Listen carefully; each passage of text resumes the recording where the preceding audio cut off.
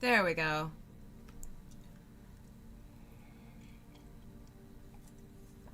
Why, hello all. Please let me know if you can hear me, or if the curse of all of the issues continues.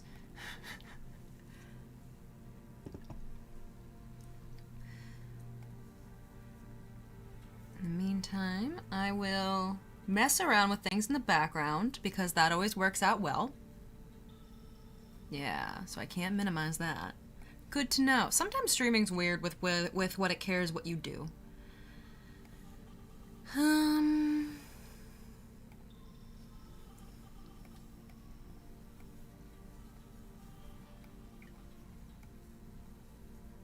Can't hear. Can you hear the music?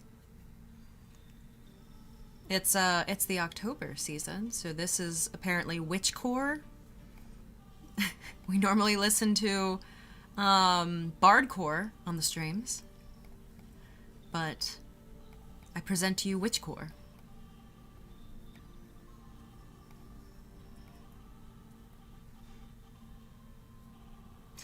Kit is working on a project that we wish we could share with you, but it is currently secret. He wanted to finish it up so that, you know him, he got ideas in his head about how he wanted the final product to look. Someone said they couldn't hear the music. It should be coming through. A chair? What about a chair? You can turn the music up, I guess. Because it's definitely showing that it's playing. It might just be quiet. Oh, I wanna share my witchcore. No, I don't think he'll be joining us later. I think he's probably been consumed by the creatives. And yeah, I think he released an update on Discord of until we're kind of done with October, we're probably going to be switching to an every other week posting schedule. Because not only do we have Brandywine to finish preparing for, but we are also in the process of potentially getting an actual skill tree space. And we might do some moving right after we come back from Brandywine. So October's going to be a busy month.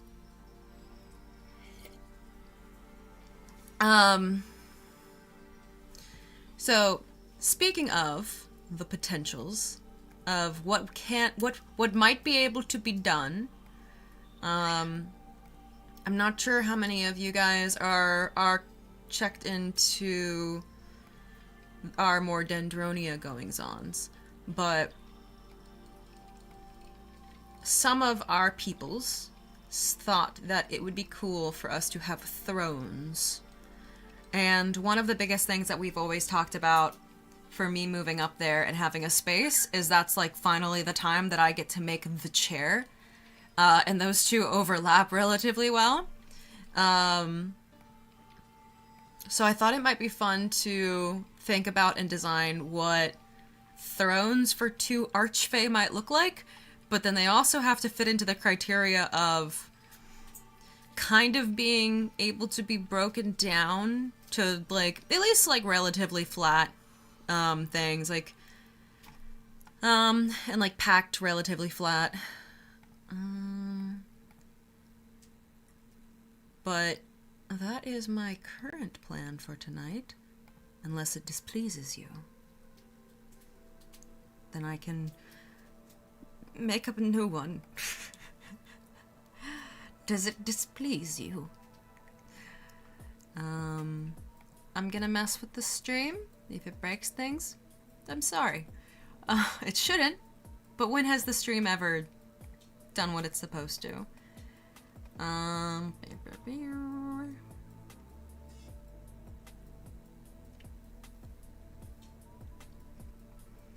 Aha!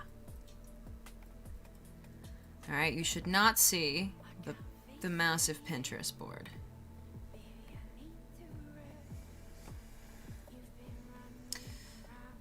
See, if Emmy was here, my screens would make more sense.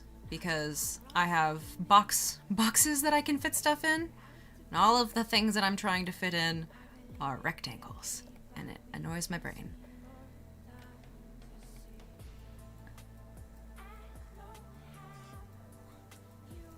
I guess I can make them half screen? That might technically work, because it does affect it. You all are just listening to me mutter like a mad woman while I adjust things in the background. Don't worry about it. Don't look behind the curtain.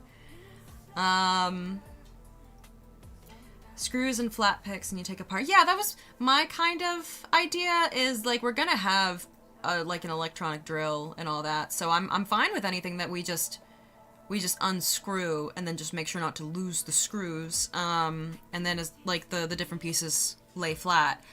I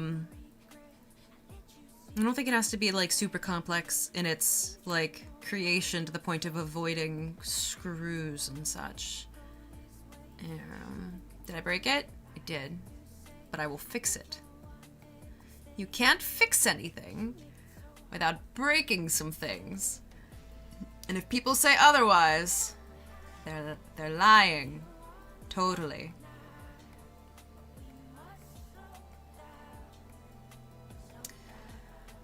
Okay, I think I've done it.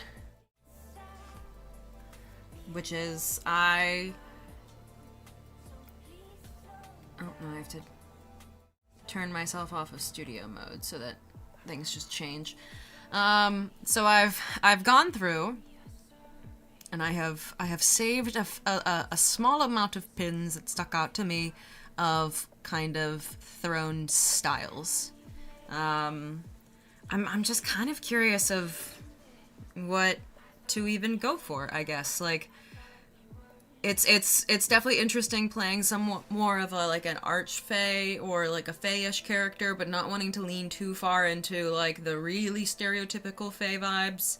So we kind of hit that middle ground of like, I like this wooden one, but I'd want it to be a little bit. I just like the moons and stars and the almost kind of like elvish, like carving style to it.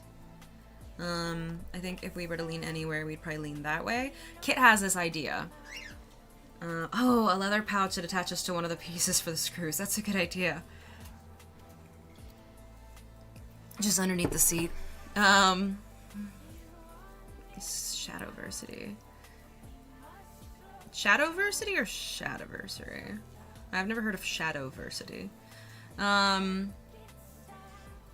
So I think probably leaning more of like the elvish vibes more so than there are a lot of these are kind of either gothic or like Viking.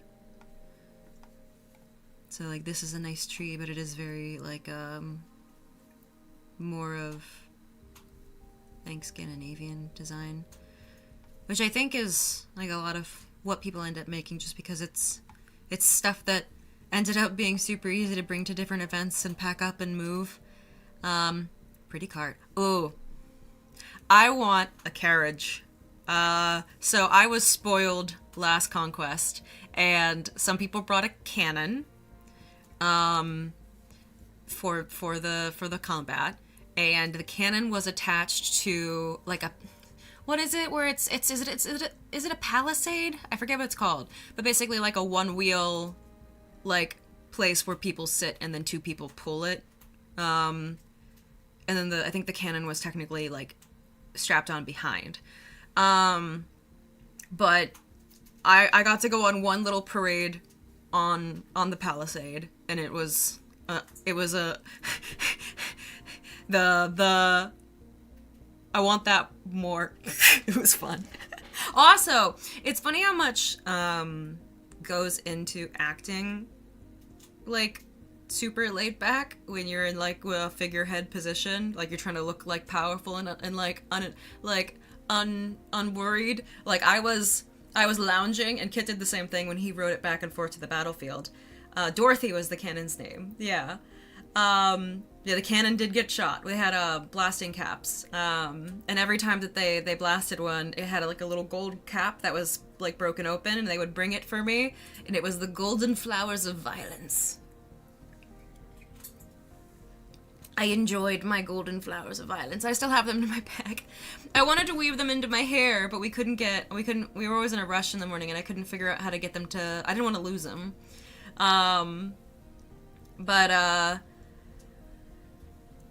They're,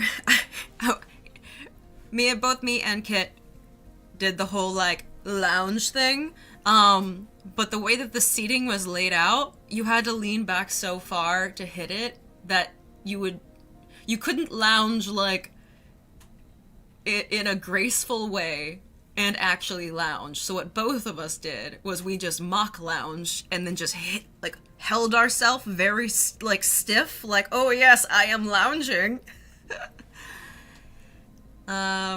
Yeah. Oh yeah, as thank you for pulling us around on the Palanquin, I got the two guys that own the cannon. I got them coffee on the way back. So we all rode back into camp, with me on the Palanquin, Kit walking beside it, and then the two of them walking beside us while pulling it. And all of us just had iced coffees.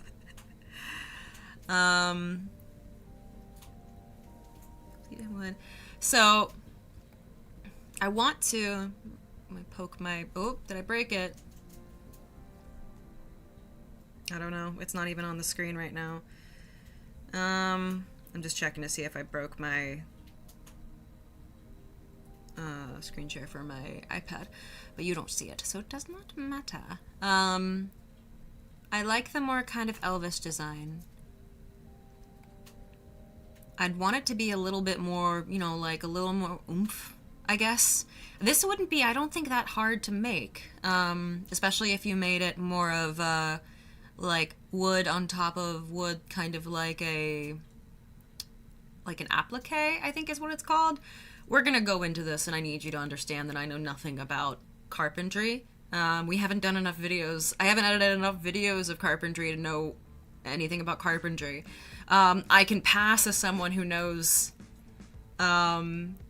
something about leather, but yeah, this feels like maybe we just thicker pieces of wood, give a little bit more oomph. Like, this looks better already, and it's just because the wood itself is thicker. We gotta add just like a cushy, like, seat to it, obviously. How will we lounge? Do I have the blasting caps there? No, they're at Kit's house. So I flew up to Kit's with a backpack, and we went to Conquest with all the stuff that was there, and then I came home with my backpack. So there's a lot of stuff I don't have with me. But think of just like their little golden blasting caps that are broken up and kind of like a flower design. See, these are, I like it reminds me of what we did on the mugs of the way we painted them to look like older. We're getting a very stereotypical thrones. That's kind of cool. I like the imposing like twin towers of it.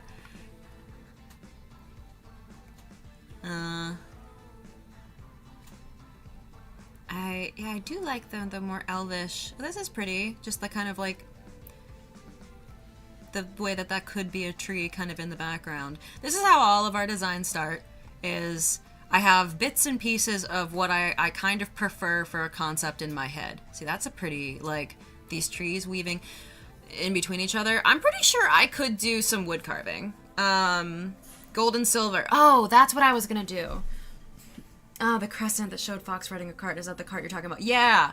If it was him riding the cart, then it was probably back and forth to the battlefield. Especially if he had his spear with him. So Kit loves the idea of, and I'll switch over to Whoop.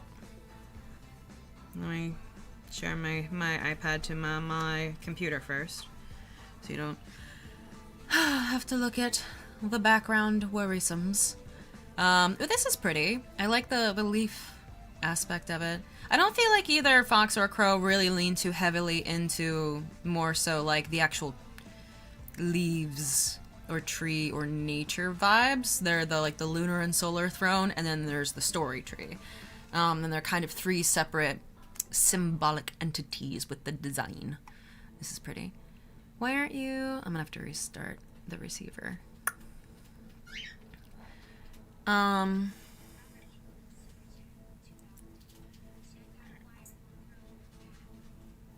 keep on starting. Ooh, thank you, Robert. Check out Wormwood Throw for the back. Okay. So I keep on skipping past the idea that Kit mentioned, which is he wants to basically split the throne room in two, where we have like the solar and the lunar side, and then it's kind of like a harsh contrast. They meet in the middle with the thrones. And I think it'd be cool if the thrones themselves had that separation in style. Man, my iPad thing is really not wanting to work. Weird. We'll just look at pictures right now, see if we can find something we like. That's pretty. But well, we're getting further and further from thrones, so that is pretty. From the carving that I did in the tankards, I think I could do carving, like a more like three-dimensional kind of vibes. Maybe while that's loading, I can look up the Wormwood Throw.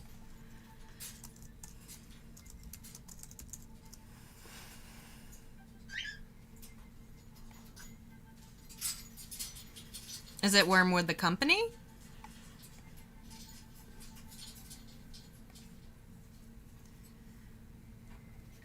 Well, let's look at Wormwood, see if they make... I like their symbol. I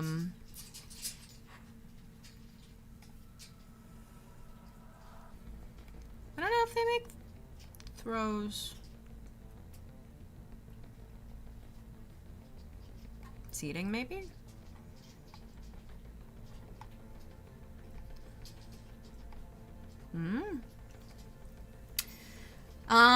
Man, I want to make thrones because I think it would look really cool. And also, last time we just kind of had it felt more like an office room than like a receiving room for people coming to like tell us stories and stuff.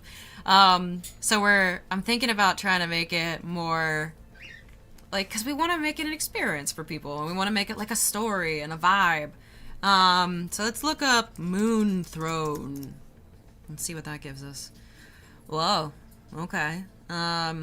Big old fancy stuff. That's expected, probably. What do you guys, I guess, this one even has a crow on it. Again, more like Nordic though. There's a sun throne. What do you guys kind of associate with more? I like this one. I'm kind of like stained glass vibes.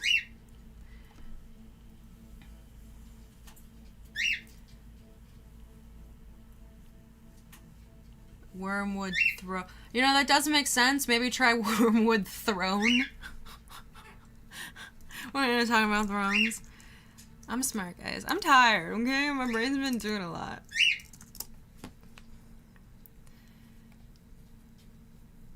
I still don't see a throne pop up.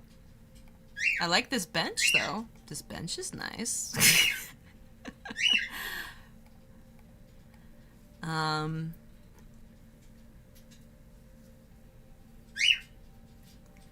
Hello from Minnesota. Their symbol is the back of the chair. Good old... hello from North Dakota. Yeah, Fantasy Apprentice. All stories are of interest to Fox and Crow. Where we like to play that kind of aspect of We're not human. So we don't really value stories in the same way humans do, and that they like, oh, they love these big stories of epicness, or like they avoid certain types of stories, or like anything like that. I was just like, nah, man, everything's a story. I don't know what kind of style. I feel like we have to like figure out. Ooh, that's kind of pretty.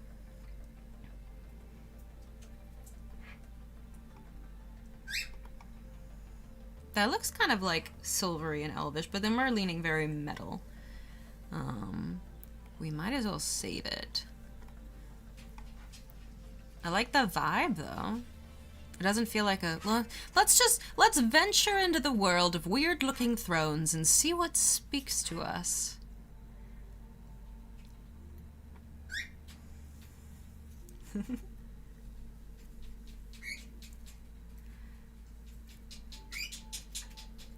Emmy's not going to be joining us for today's video with the bird cam.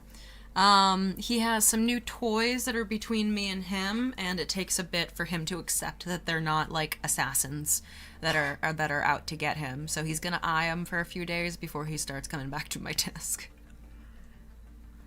This is pretty. I like that. That kind of shape. The more like this same kind of thing.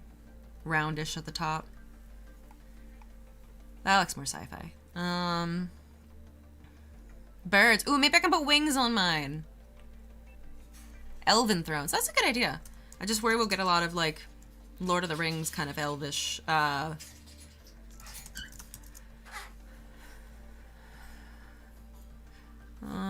they have been getting better about pulling more away from that. A lot of them say moon ones. Did I spell it wrong? Sure, you can have plural. I didn't know that was such a important aspect of it. Let's see. Lots of tree. I guess the thing is, like, the story tree is supposed to be outside the throne room, so there was that idea of, like, I guess we could sit the thrones into the story tree and have it kind of wrapped around it, but Kit really likes the idea of having the story tree being this, like, floating thing chained, like, held with chains, which technically are what's holding it up, outside, that's, like, bigger, and this bigger prop thing.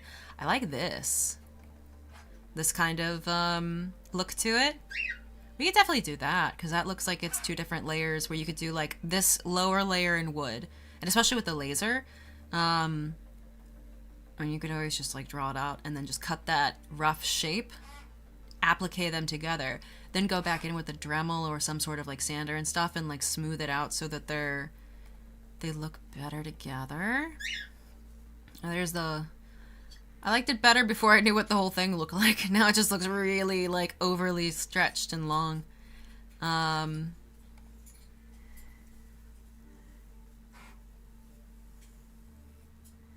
Ivory for moon throne, amber crystals for sun, if those are your themes. Yeah, I like that. I think, actually, I forget which... I think he's going for more of, like, the lighter colors like white, and I'm going for more of the darker like night colors for that contrast. Burb. This is... I guess I just associate that kind of shape with more of an like a fantasy or elvish throne, which makes sense, I guess.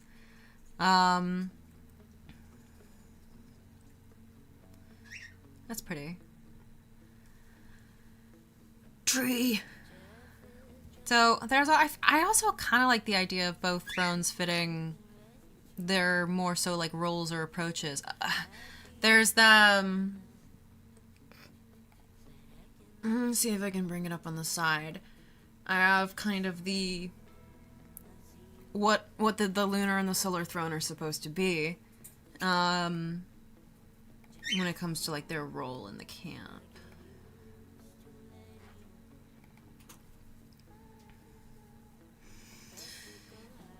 The Solar Throne guides Dendronia with strength, vitality, prowess, and resilience. Not only they represent the blazing fire of the sun in times of conflict, but also it's cultivating warmth, fostering inner growth and unity within the realm. And the Lunar Throne guides Dendronia with wisdom, grace, and curiosity. Not only do they represent the gentle subtleties of the night as they navigate the world's complexities, but also its cold precision in ensuring Dendronia remains prosperous and protected. Which is basically a very fancy way to say the two different aspects of camp leadership that me and Kit are better at. But I like that kind of being reflected in stuff. That's pretty. I like that. Oh, yeah, I saved the right one.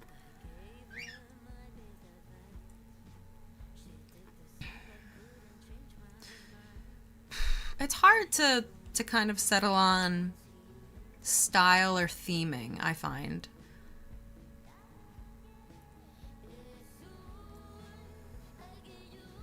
Because, like, we dip into a lot of different, I guess, stereotypes, and it's hard not to,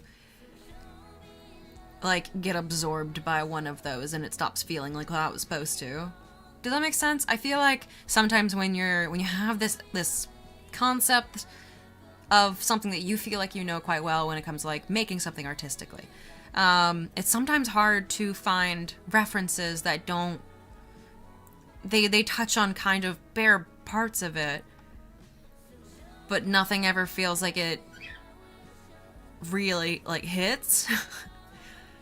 Because it tends to always be more of, like, the stereotypes of stuff. That's pretty.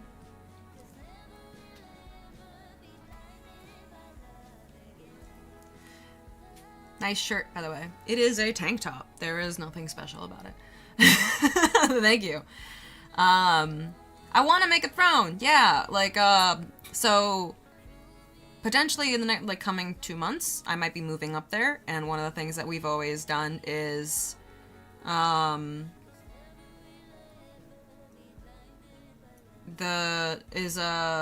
finally making the chair. Oh, I like this. See, so we're gonna do a lot of our surrounding areas of our camp as I'm calling them the different aspects, I guess. And I didn't want to do the typical seasonal courts, because there is actual seasonal courts in the world of Conquest for Fae. And I don't want to step on their toes at all or cause any miscommunication. But so I made aspects which are kind of a combination of things, like the aspect of Weld, I think it's called. I just came up with names very recently. But it would be like the aspect of the element of air, the element of dawn, and then also the element of spring. So it's like all those three things combined, and it has like core concepts of what it represents and the kind of like vibe of it. So all of the, like, there's the 4 different aspects of that. I think it was the like winter, night, water, summer, day, fire, autumn, earth, dusk. I don't know why I struggled with those words. And then the air one. So like we have those 4 different, like, it was my solution to a lot of camps handle their logistics and also like decorating different parts of their camps by having sub camps. But because a lot of our players are new, and they don't know each other very well yet, we don't have as much time or anything for people to form subcamps and subgroups, and we're already like very large compared to what other camps might have that time to grow to. So I'm kind of creating concepts of subcamps that people can fit into until they have their own. That makes the camp feel more alive and less samey, and also lets us, like, depending on the kind of things that they represent, like winter and autumn both kind of represent the collection of like mystery and knowledge. So like the library or like the mages stuff or alchemy and stuff can go around there. Or like we're potentially gonna have like a hookah bar casino, and that can go kind of in between autumn and summer because of the mix of symbolic and all that. Night Dragon. Oh, hi, Bill.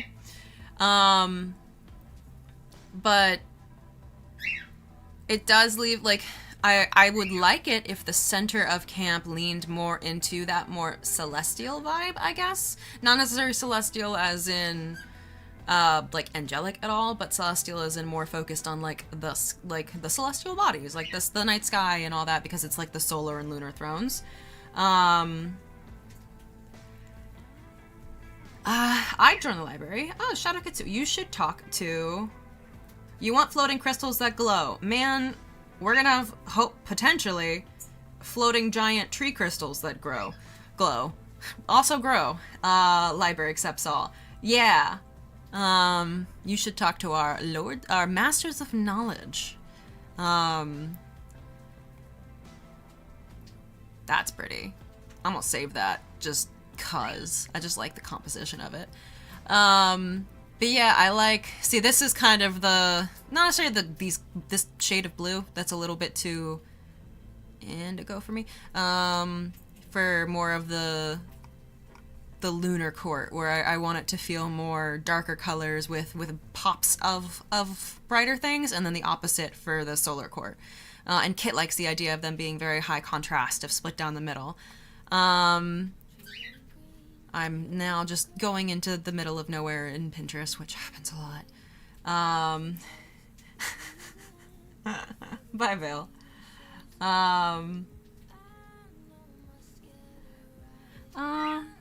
Night. Good night, Fantasy Apprentice. Moon Palace. Tell me your secrets, Moon Palace.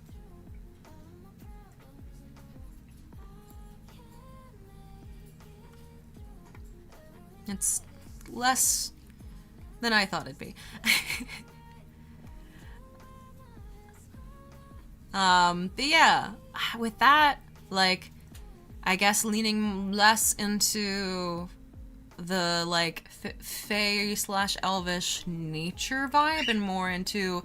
I feel like the way that our archfae work and their history, they fall more into kind of like a demigod place with, like, how they interact with nature rather than the way that people typically think about fae. So I like the idea of them feeling more otherworldly is not really the word I'm thinking of. If you move up, does that mean you're gonna pop up in more videos or be the maker of them? Yup. So you want a Ravenclaw and Gryffindor? Yup. I feel like that also, so, ironically, when I made the aspects, I looked back at them later, I'm like, I bet I could, like, you could fit, like, Spring as Hufflepuff. I'll just use the seasonal names for them because it helps keep them in track until I learn to use the actual names of them better. Spring is like Hufflepuff, summer is Gryffindor. I get, like, autumn would definitely be Slytherin, and then winter is Ravenclaw. I was like, that kind of fits. I feel like everything fits those, like, groupings of, like, traits well enough if you look for it. But if you were to split them into, like, the solar and lunar, then it would probably be like Slytherin and Ravenclaw are the lunar, and then Gryffindor and Hufflepuff are the solar, because Kit's the one that does the fighting and looks after people emotionally, and I'm the one that makes sure there's water to drink. Do you want more Palace of Versailles or Gothic? I don't know that Palace of Versailles look well enough to really answer that. I'm definitely like I think I've settled. I can actually show you guys. I think I've settled on the different aspects pretty well. So like the autumn aspect is very like it's what you kind of think of when you think of Dark Fae. It's like overgrown forests and like ruins and lanterns and mushrooms and vines and moss, and this is very much kind of like the autumn aspect. And they're all about like the aspects are kind of hard to explain because they're complex because I don't want to pigeonhole anyone into feeling like they have to play a certain type of character. Where am I? I don't even know anymore. So they have dualities within themselves. So like summer can be for summer it's basically like everything to do with passion or like drive. So you could be a bard who's all about like music and art and creativity and expression. Summer is very much about expression as well. This is spring. Or you could be a warrior who's all about like, or you could be like a hardened general who's all about like the pride of that. And those all like you can have the bright light of summer and fire, or you can have like the dark smoky tones. And I want all of the aspects to have that range where they feel like something comprehensive, but broad enough that people can kind of align with the general emotional core of them without making it over-determine their character or how they play their game. I want people to still have a lot of freedom in how they choose to play their game. This is summer.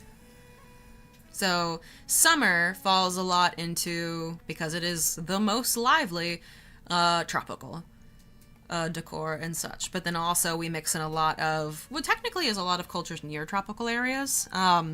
Just all the bright colors and as many like lanterns and lights and such that you can throw together. Summer likes to live loud. And I think if you were to describe summer in any way, it's live loud. Be it authority or music or like revelry or war. Summer just goes hard.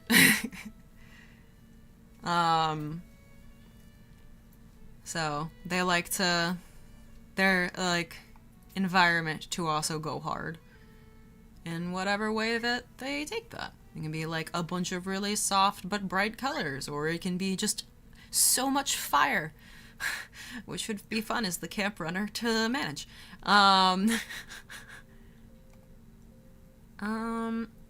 So those are the kind of aspects that's going to be surrounding it, but then I haven't yet figured out what the aspect at the center, like the core, is going to be around the tree. So we've already kind of thought of it. Oh, do I have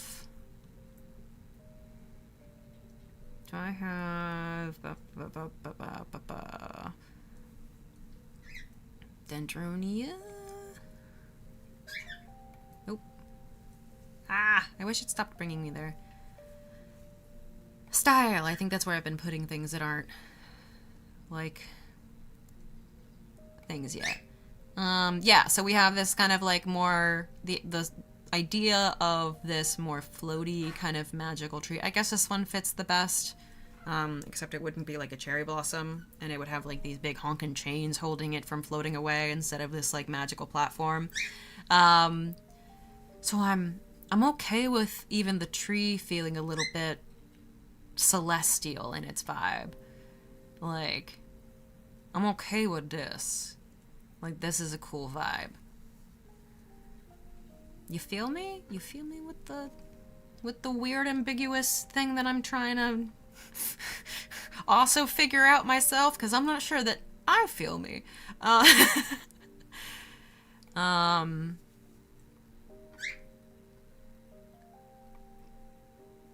So yeah, it's hard to figure out how to design a thing that fits in that space. So that is where I have brought it to you to offload the responsibility of idea creation.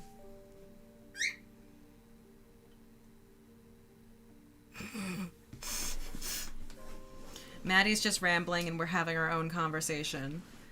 Oh, okay. I'll just be here then. Blazing maple with fairy lights? For like the summer, for like the solar side?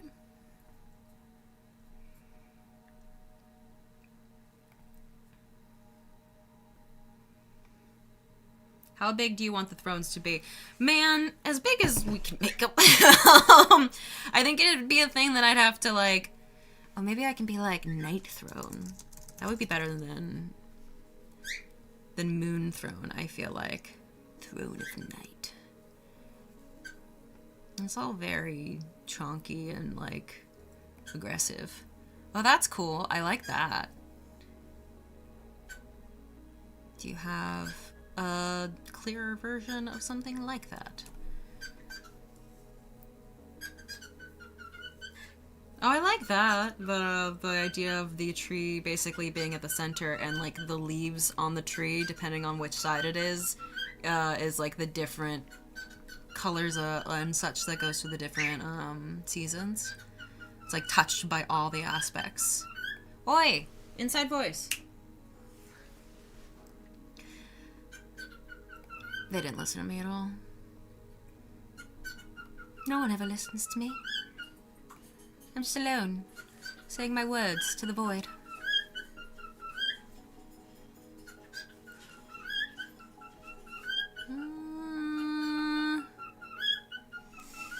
Brr. Oi! It is not 8 p.m. 8 p.m. is their bedtime. That's when they start singing at me to put the curtains over them, because I normally work really late, and they're like, turn the light off. I am tired. I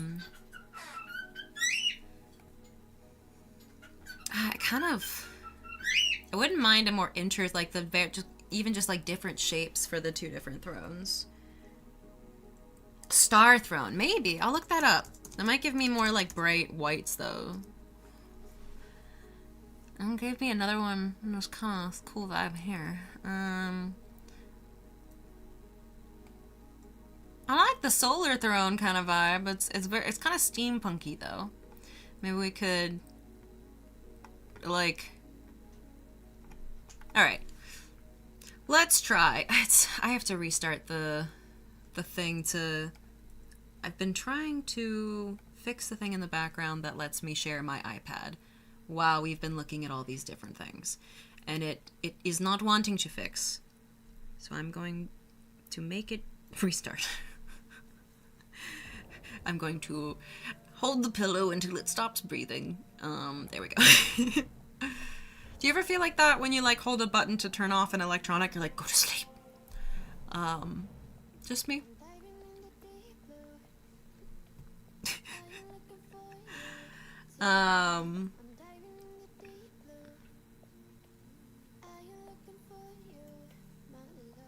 Ooh, I like that. What would you Patrick said for the tree, how about 4 different types of tree representing the seasons woven together at the trunk for 4 different canopies. That's a great idea. What what types of trees do you I was so excited I forgot how to breathe. What types of trees do you associate with the different seasons? I imagine fall would be like, I associate winter with like evergreens, but that'd feels maybe like a juniper, so it spreads out more. Just feels like it would be a weird canopy.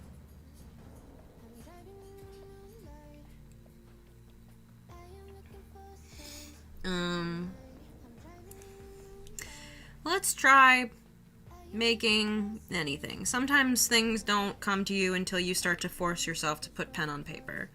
Or at least I should rephrase that. Sometimes things don't come to me until I start to force myself to put pen on paper. I think I'll probably have an easier idea with the Solar Throne. So let us build the bare bones of a chair throne thing so that we can make it fancier after.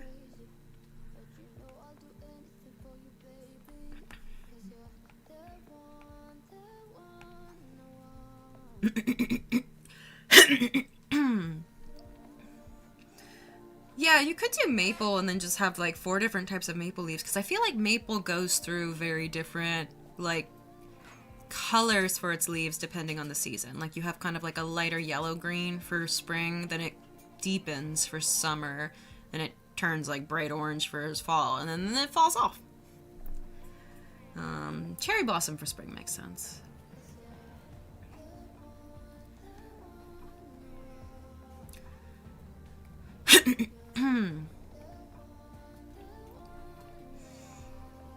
So I like...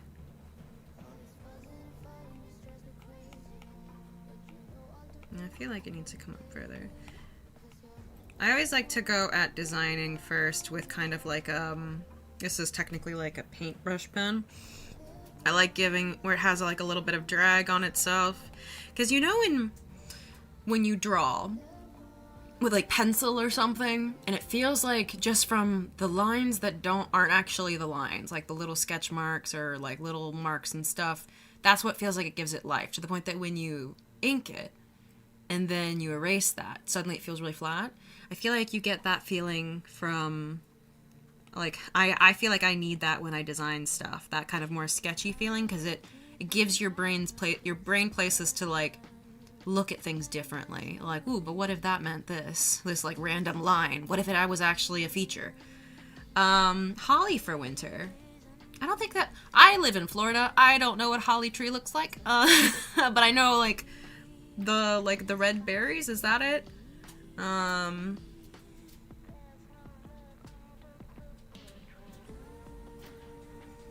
American holly is evergreen. That would work. Is it a tree that has like needles or leaves? We don't have winter here. I don't know what those trees look like. I'm actually gonna lower the opacity so it drags more but puts less. And then I'm gonna play with the shape more.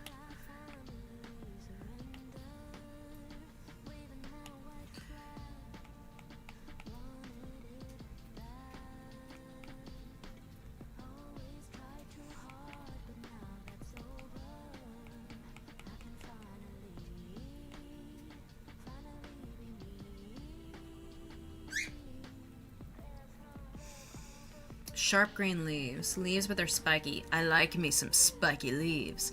I like that.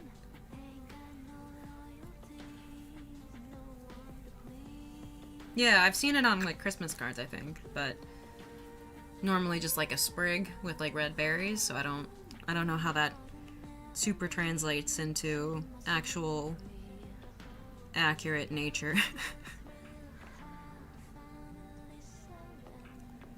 This feels kind of like vibing with the sun, right?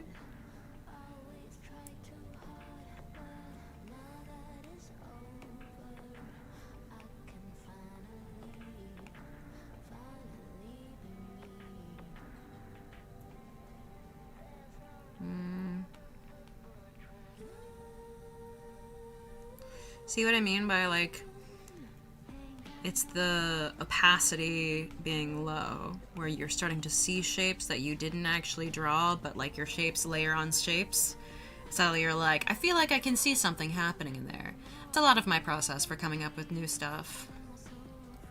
See, I like that, like maybe a more spiky top, and then we can go with that more like rounded top with the elvish like vibe to it for the moon one.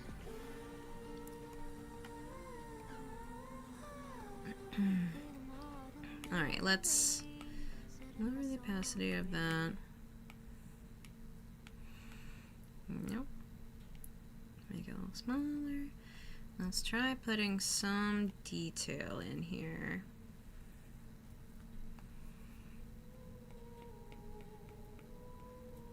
I don't really like it coming to like a hard point like that.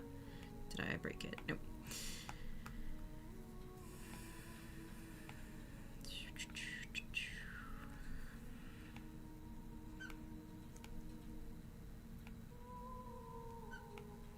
I'm not really sure how this translates to reality, but I like the shape.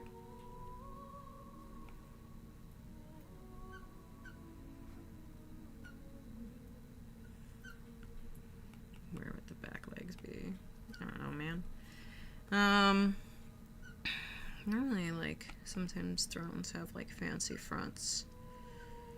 I don't think it normally comes down all the way to the ground, though. So it'd be like, I'm so point. Look at me point. Ooh, fancy. Maybe like a little sun on the bottom here. He's sitting on the sun. He rides the sun. Both thrones getting designed today. Sure, if people stick around. It's better to design things when we have actual ideas than, like, half do it, come back later, forget what you were doing. I don't do that often. It'd be cool to have maybe, like, a big old gem or something. Because I think I see, like, I saw a circle kind of there, and I was like, you know, it'd be cool if that was a gem. Don't you think? Skill tree symbol for the back of the chair, lol. It's gonna be Dendronia. We could do the Dendronian symbol. Kind of in it somehow. But skill tree don't exist in that world. We don't want the people in our camp to feel like they're just kind of... We want them to feel like, more like a nation and like a LARP thing than to feel like they're too much beholden to the name of skill tree.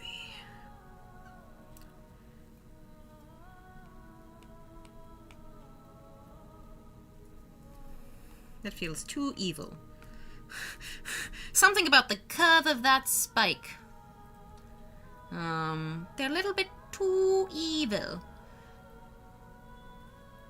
Amethyst would look nice, yeah. So that's actually a thing, an amethyst in the sun throne, and then like a citrine in the lunar throne would look cool, because Fox actually has purple eyes, and Crow actually has like orange eyes, and it's because due to some stuff that happened in their background, they did like a ritual that bound them to each other, but it basically switched their eye colors, which is our way of justifying...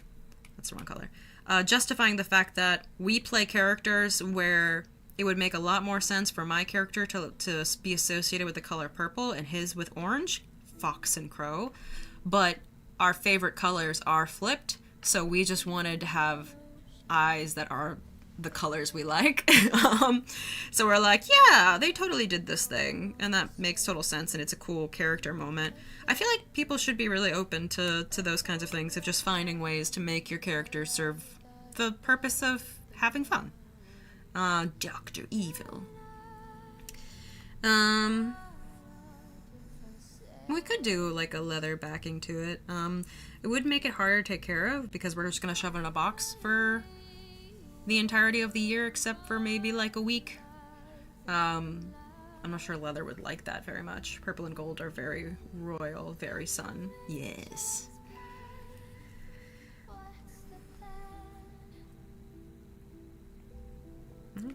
You're a little bit too...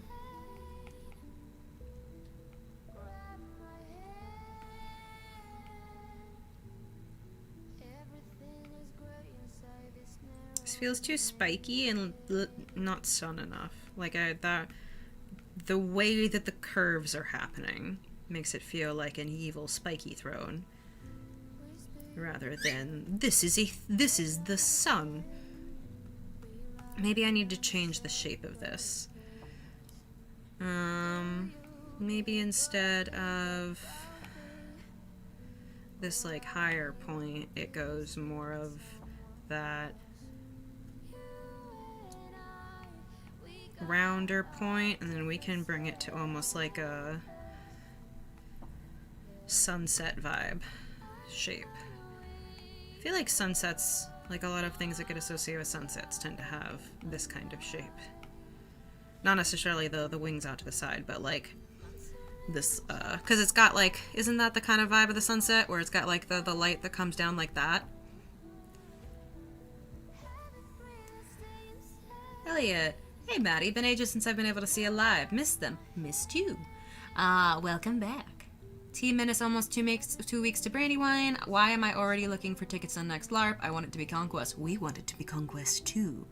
There's an image of a holly tree. This is an image of a holly tree. I can just see the chat from the streaming platform, so Unless, and I'm terrified to touch things and break the stream, so inner spikes and different, yes, more cathedral window shape. Cathedral window is a kind of good way to go about it, because that's also associated with the sun a lot, is the kind of like sun through the windows. I don't want to make it look too gothic, though. I want to stay away from that stereotypical gothic vibe. Because then it just feels like I'm, again, leaning into a stereotype rather than defining a style. Maybe if it's kind of less of, like, more of like a flow to here, because then it takes some of that elvish vibe. We just use that inspiration for the sunset. I'm gonna get rid of the weird spike. It does look like we've made it an evil eye. Maybe we don't question my evil eye, okay? It's beautiful, it's glorious.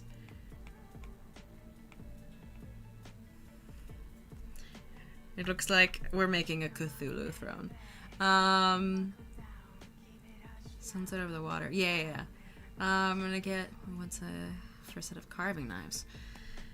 I'm curious what you'll come up with. I haven't done a lot of wood carving except with the Dremel for the... I feel like I've lost the thread of kind of whatever shape I was going for. So let's... I think this is kind of where I had it last. So we want... Let's get rid of this for now. We want to have... Let's also get rid of this, honestly. I think it's disrupting me. I'm trying to center things around it. So we have the rounded top. And then the kind of...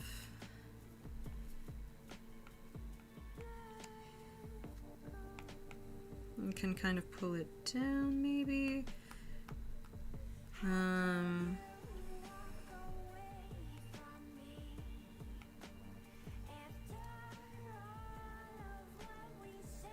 Maybe more like pillory structures on the side, because he is the support that holds Dendronia together.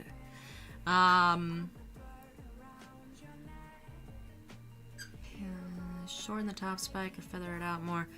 I'm thinking once we get it to kind of more of a rounder side. Oh, I'm shit at this. Then we can do the typical, like, this is the sun! The thing is, you have to get the angles right or else it looks weird.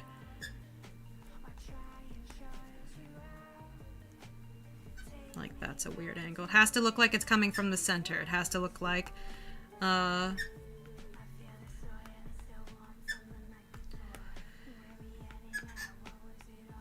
see, this looks weird.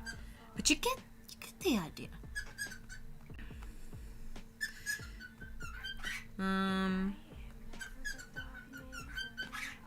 I don't think this is particularly realistic, is the thing being able to have big spikes on it, but we'll go with the vibe. That's a big part of designing, is just kind of going with the vibe, and then slowly over time, it becomes something that is better.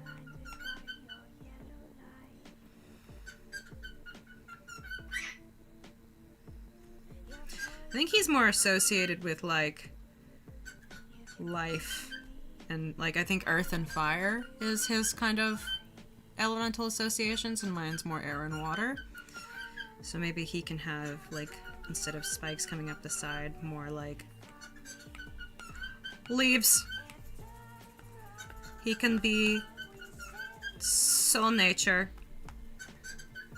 He is soul nature. He is the nature that we all try to be.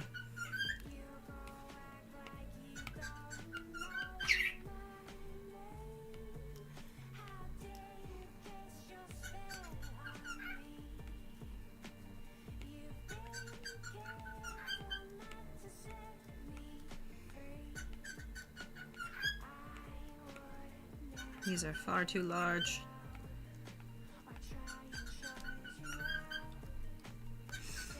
You'd probably have more less super bright and more... I bet I can actually do this.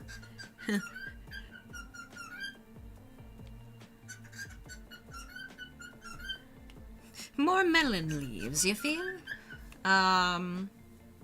Oh, here are the burbs in the. I bet I could, if you want to see him. He probably misses me because he's been avoiding me because the path over to me is blocked by a new scary toy that he has to learn isn't death. So if you want me to get him, by all means I can. He's giving me the eye. Are you giving me the eye? Are you giving me the eye? Are you giving me the eye? He's like, you are wearing a tank top. I will scratch your shoulders. Nope, we're still too big.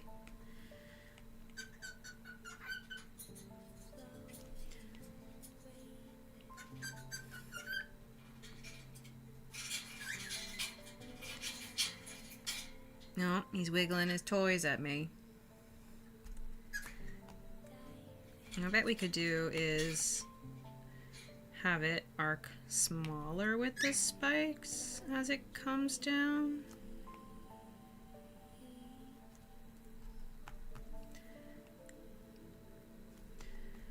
And then we can have a kind of sunset-y vibe where this last one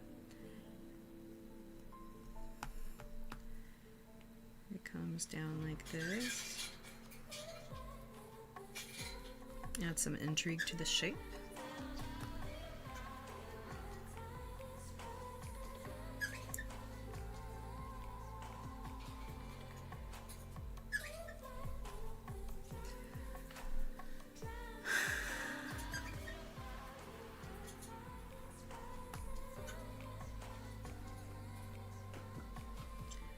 This is angled wrong slightly, and it bothers me.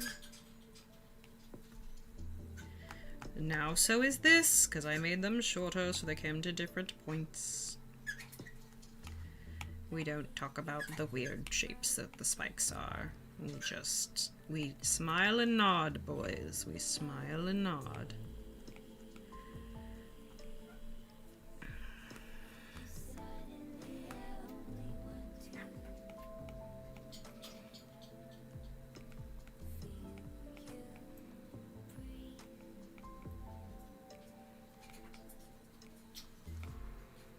Now it just looks like a big old eye.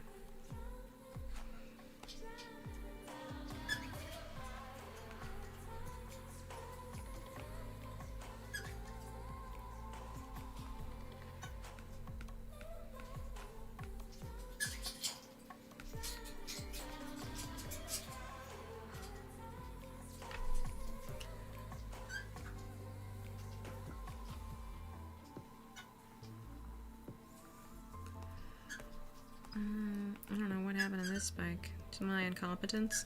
That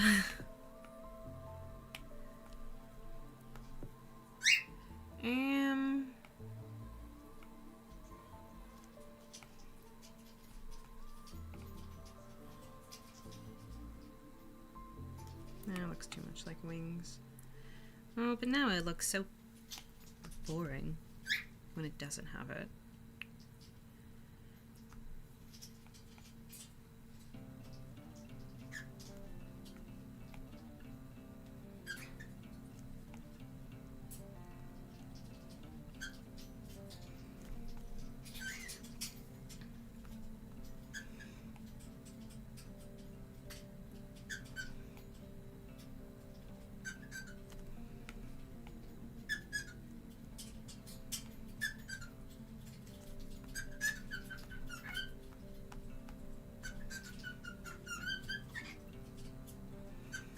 I wonder if we could pull these in.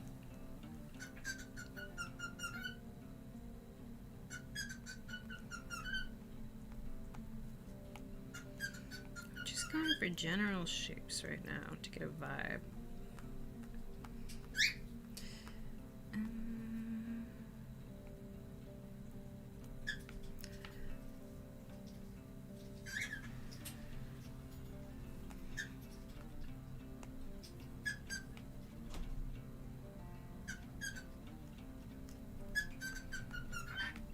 Maybe we...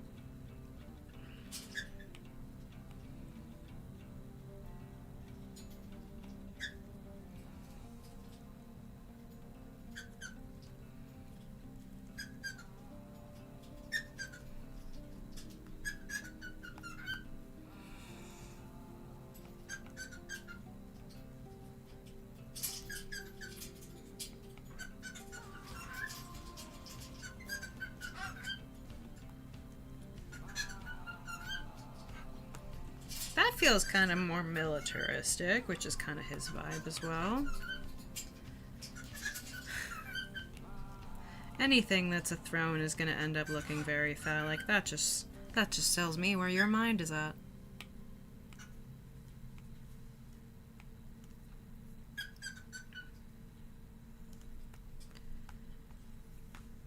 If you think this looks phallic, then you need to see a doctor.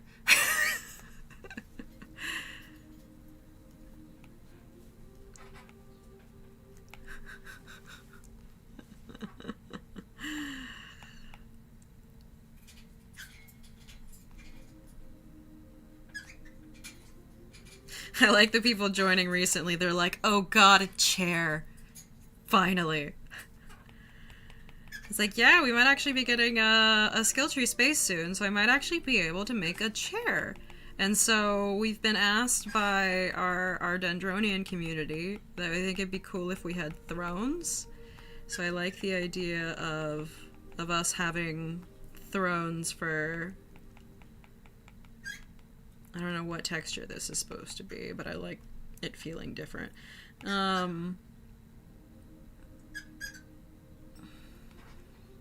Thrones for our Dendronian characters.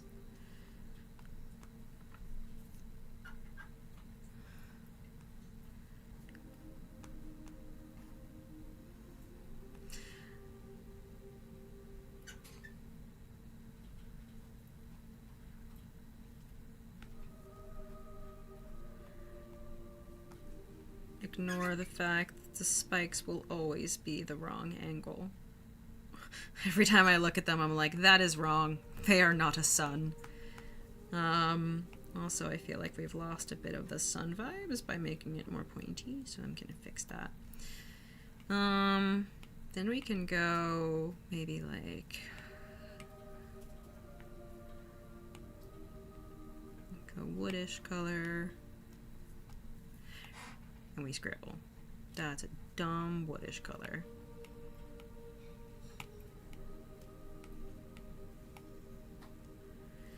Gross. Gross. Brown is such a weird color to try to, like, vibe with, man.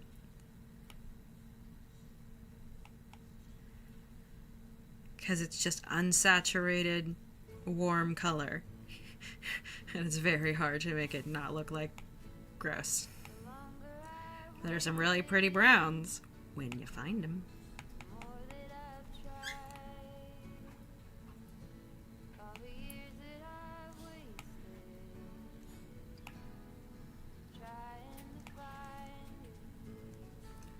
Villain's throne. No, never. I don't actually know what Bo-Katan's throne looks like. Controversial. I don't think Bo-Katan should have a throne. I think she betrayed her people enough.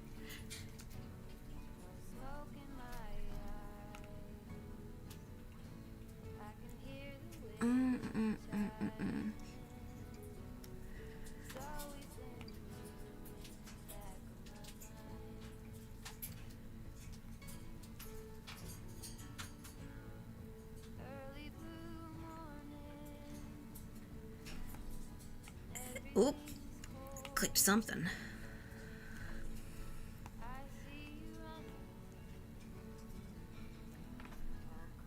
Brass and gold, yeah. That's what I'm kind of thinking, is to start making it kind of... I think maybe these can go... So if we make it more the orangey color, and then we... I don't want to go full gold. We want that brassy. There we go. Yup.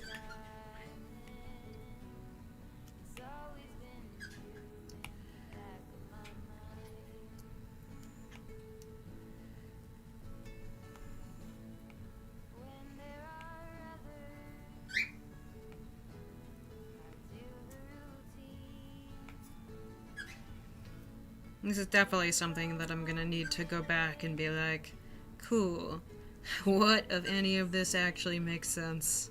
and what is just pretty colors.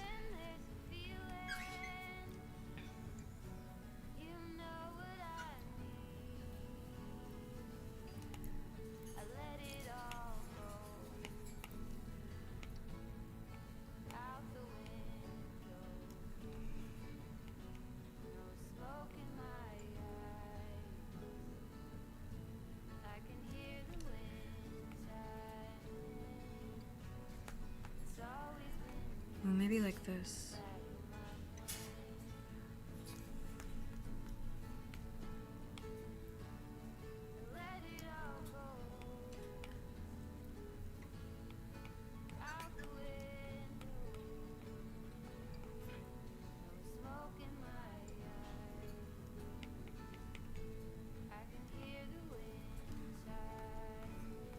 See, Ellie, yes. I don't know what specifically did the yes, but I did something right.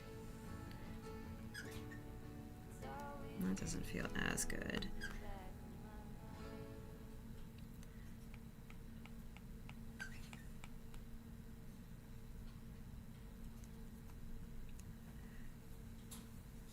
Everything is just a Sauron eye to you people.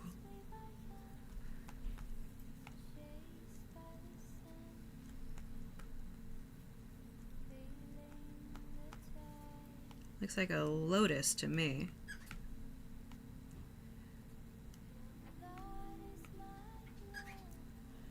Which is really just whatever Kit wants to go for with symbolism, I guess.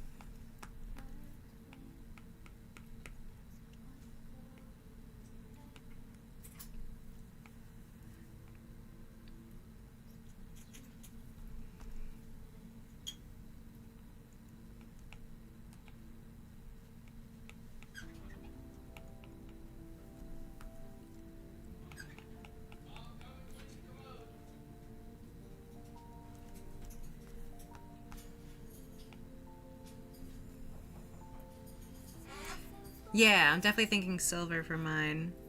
He definitely does like brass and gold. That kind of vibe.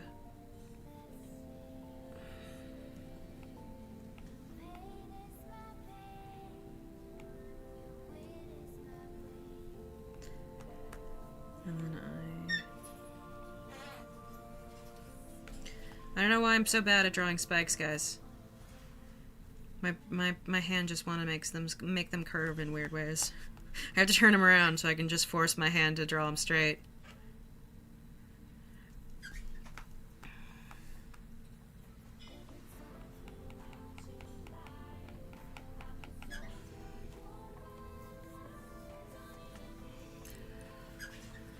Yeah, I guess we could take some of the patterns from his coat and add it to this as well. You know what might look good? If we take a lighter layer and we add some more detail. So like say we have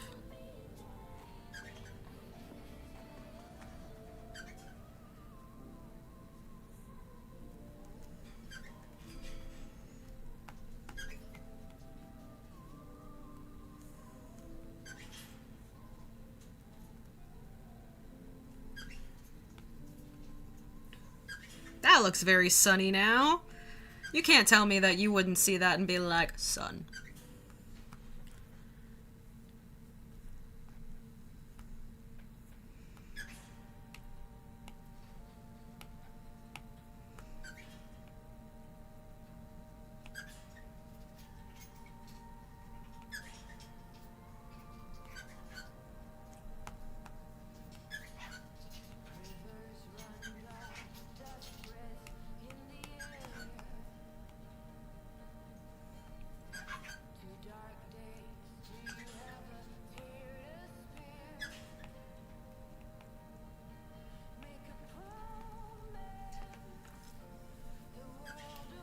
Cozy Woodland Storyteller.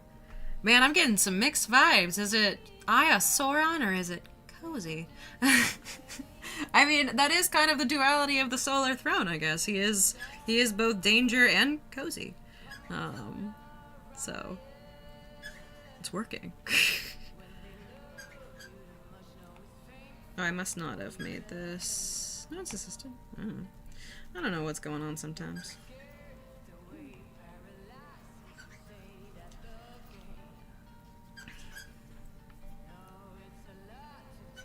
The vibe changes real fast with every detail. It's kind of impressive.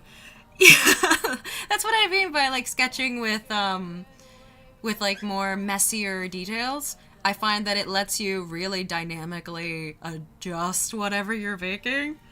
I wouldn't mind, like, if we go back to this,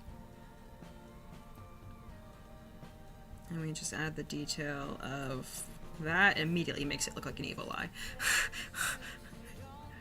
Our brains like certain shapes, and that is the shape of an evil eye as soon as you disconnect it from the kind of trunkish vibe of the... It looks uncomfortable to sit in. I'd be curious why. It's just a flat seat here. This would all be a flat applique. I think that... Yeah, as a philosopher. I think thrones in general, when they're just wood, they all look uncomfortable to sit in.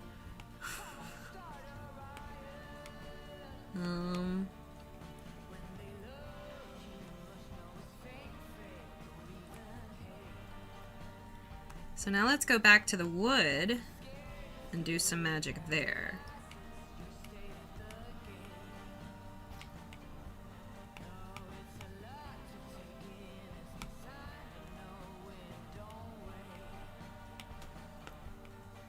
Give.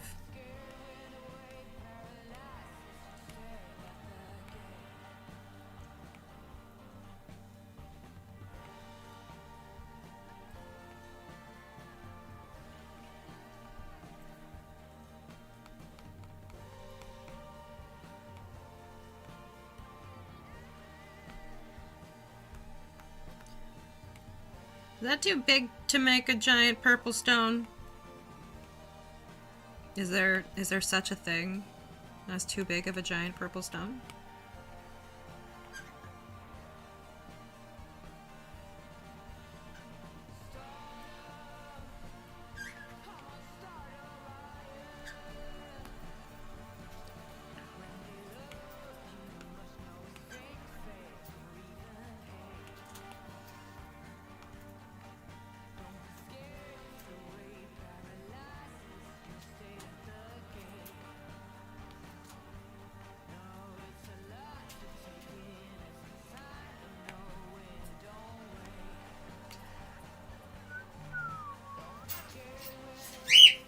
I whistled.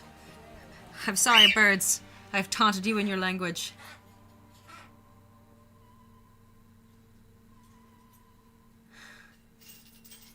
I mean, you can make a flat thing of resin, though. Or just paint something. There's always a way. There's always a way to achieve your dreams.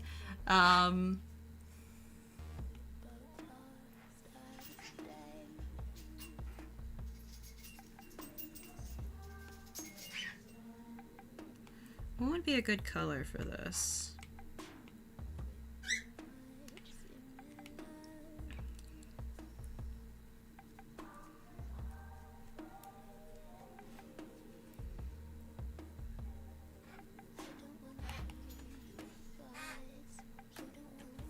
I hear a lot of what this looks like. Some of it I don't know.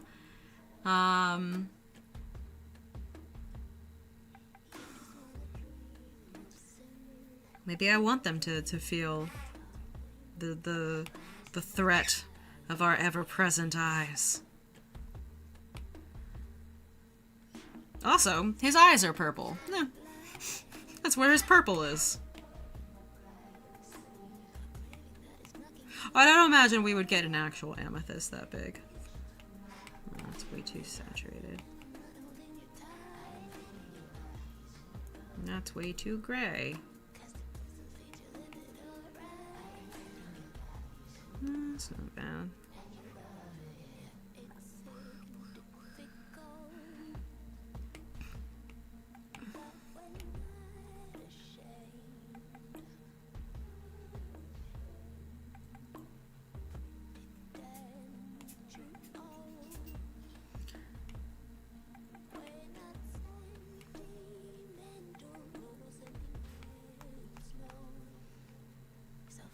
Oh, no, this isn't high enough.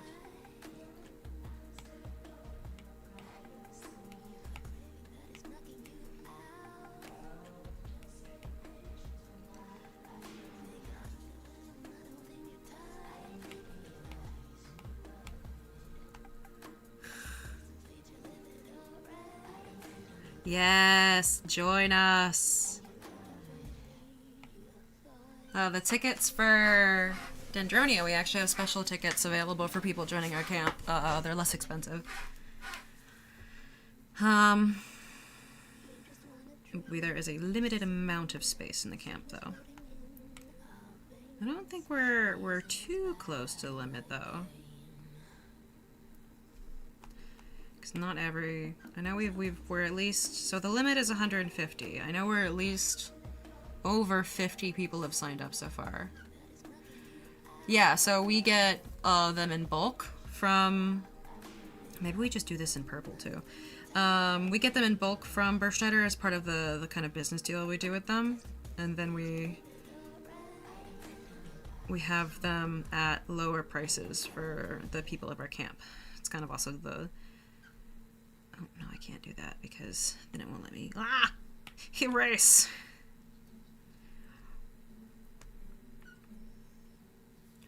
Yeah, so the camp dues are basically like how to be part of camp, no matter if you buy the ticket from us or not. But once you pay the camp dues, then you can buy the ticket. It's mostly just so people don't buy out the tickets that aren't part of our camp, to like fend off people trying to scalp tickets from us.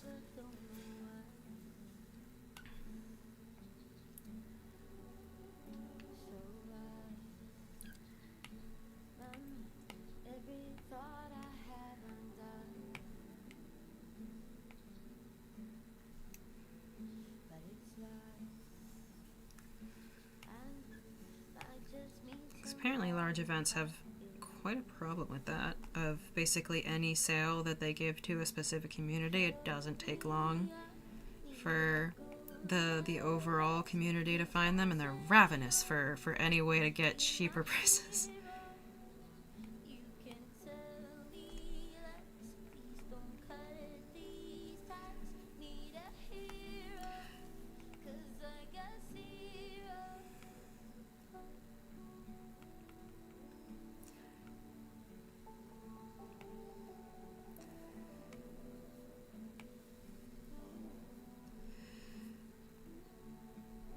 I like this color of purple better.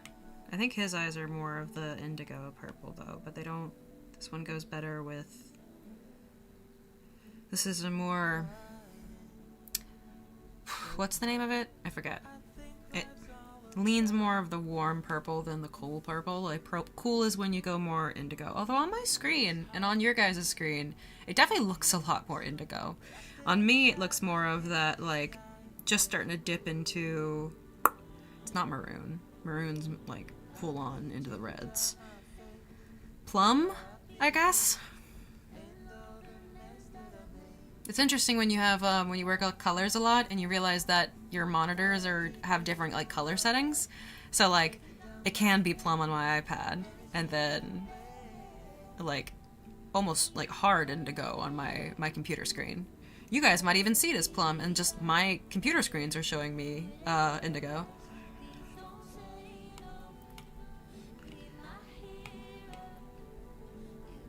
Oh. Dumb.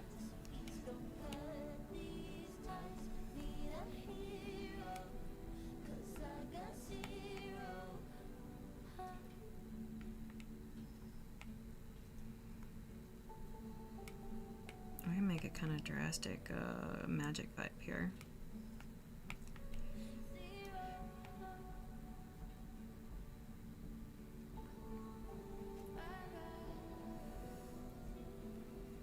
I don't like it on this stone.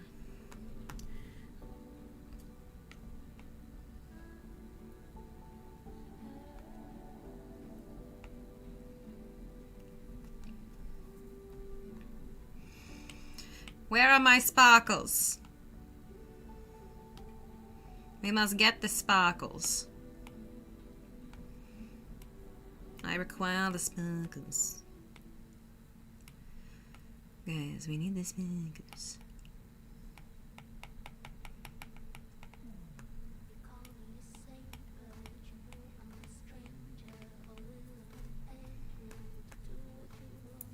Sparkles.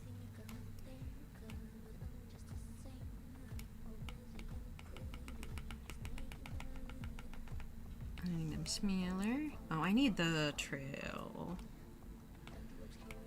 I don't need the barracks.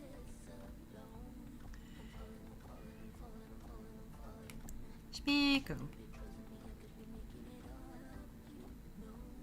Sparkle.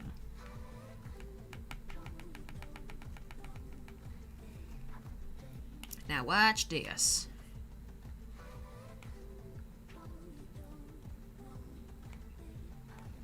Like add. Overlay is gonna give it more.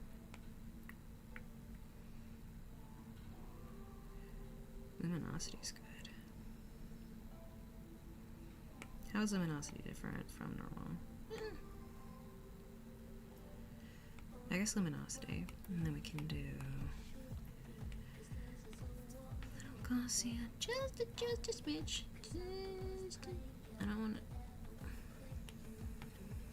Maybe less Gaussian blur and more opacity.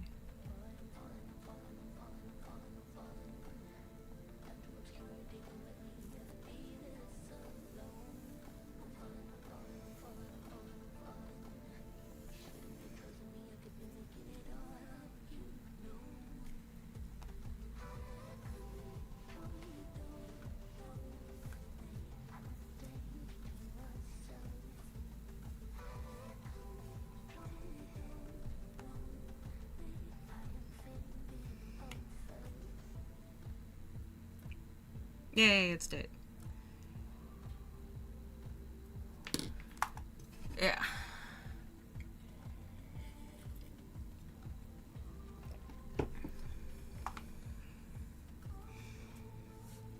Is that, I Love Habits, you said that's after the dues?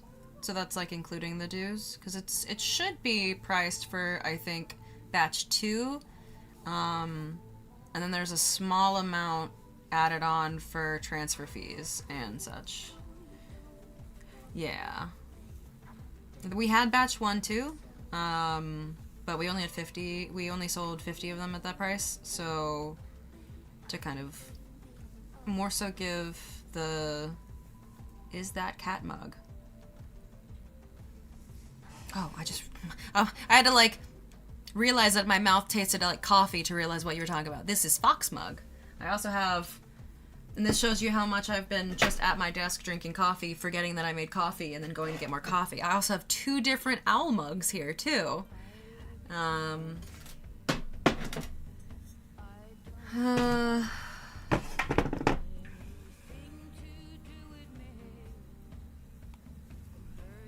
Conquest tickets can be a little bit expensive, but I guess it's such a big event that actually it's not that expensive when you consider other events. Like I think even Reckoning's tickets tend to be around the same price rank, which, having seen the back end of running a LARP, there's a lot of expenses that go into it, especially like logistically, like renting showers and stuff.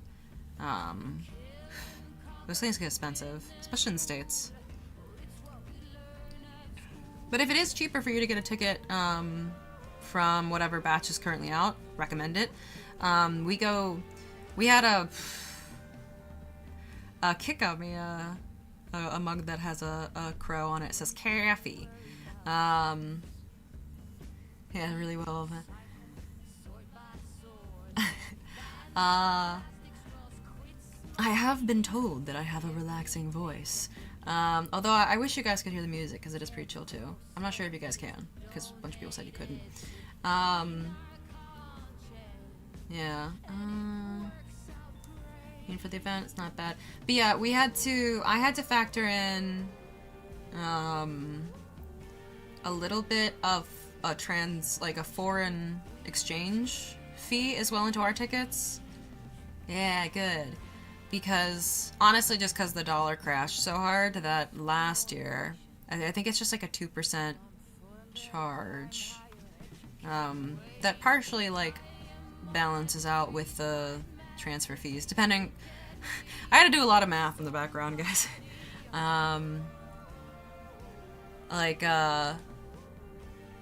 If you use PayPal, it tends to be more expensive for us, because PayPal takes higher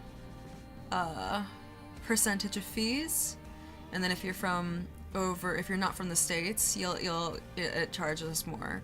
But then the percentage that I set it at, some people will be charged less, some people charge more, but it kind of evens out of everything extra goes to the camp. So our camp dues are actually really low, I find. We tried to make our camp as accessible to new people as possible, especially like coming from outside the country. So I was asking around for kind of what other camps do for that kind of stuff. I think a lot of them do Patreon, which I would rather do the kind of how the camp dues are on our website, just because Patreon takes a higher percentage, and I can set it to be like monthly charges. I'm not sure how they handle people who like join later in the year. I mean, you just pay the difference? I don't know, man. Like, you just have to pay a certain amount by the year? I don't know. I'm not saying that you're complaining about pricing. I'm just I like to be as transparent as possible, I guess, about, especially when it comes to people's money. The kind of thinking that goes behind things. Also, I ramble.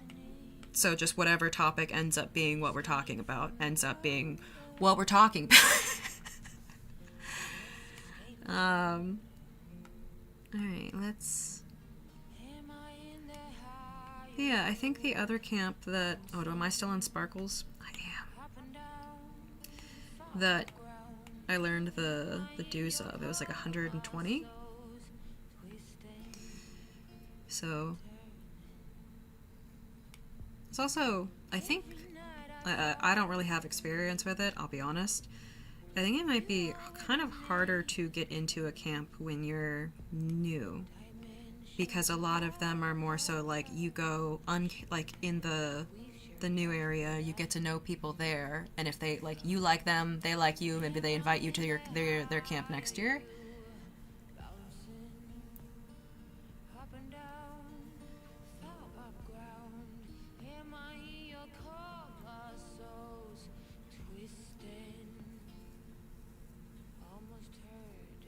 Oh yeah. When you get tickets, it's technically a separate ticket that you have to buy on their website for early arrival. So arrival is Wednesday, but you can arrive as early as Sunday. But you pay to arrive early, just because like for every person that's on site. Again, in running Brandywine, we kind of see a lot more of the logistics behind it. For every person they have to have on site, they also have to rent all of those really expensive showers and everything that extra day more. So it helps balance out the cost of having those things available. How long is the event exactly? It's 5 days of in-game, I think. It starts on Wednesday, Thursday, Friday, Saturday, Sunday. So technically more like 4 days of in-game, I guess. It feels long, and it never felt like, it's definitely long enough that you feel like you like really get into it, but Sunday's pack-up day, so there's not really any game happening there. So 4 days, I guess? And Wednesday you start later in the day, but I guess it kind of shakes out to be more of a 3-day event. Which is weird, because it definitely feels like more than a 3-day event. Maybe I'm doing my math wrong. We definitely start on Wednesday and ended up on Sunday. It's all such a blur of activity.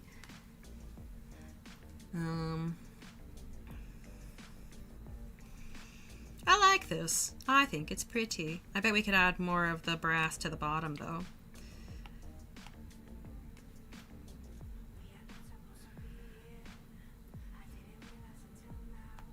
Kind of do the same sort of... So this is the...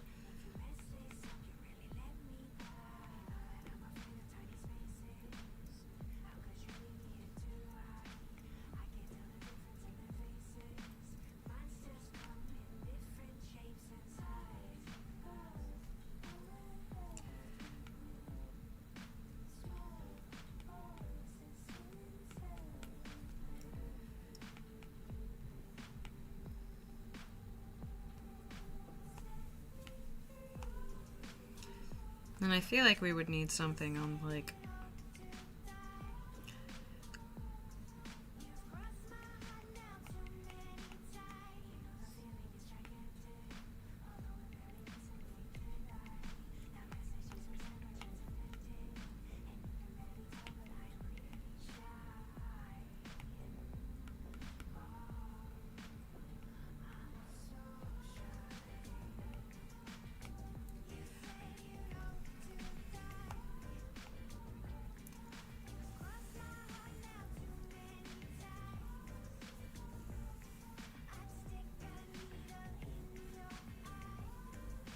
Are you designing your chair when you take over the channel and dethrone Kit? Maybe.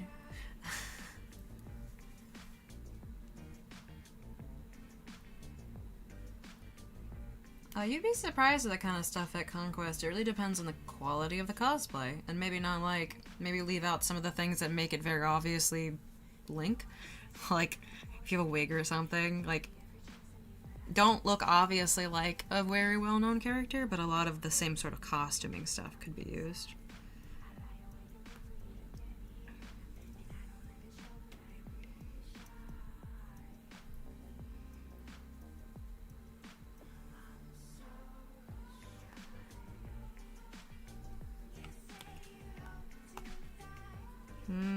I feel like we need more of these lighter, these ones. The lighter kind of triangles. Somewhere. Maybe sticking out.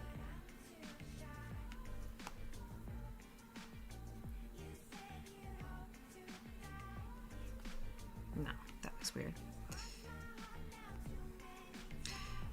Maybe we could do them in the back here.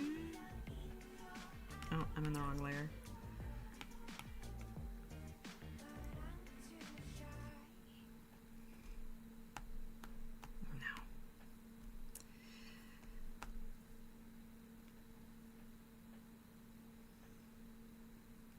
No, it's just making it overly complicated.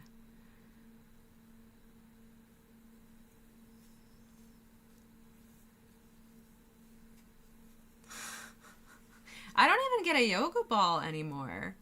Oh, I think my music ended. I'll restart it. The yoga ball ended up being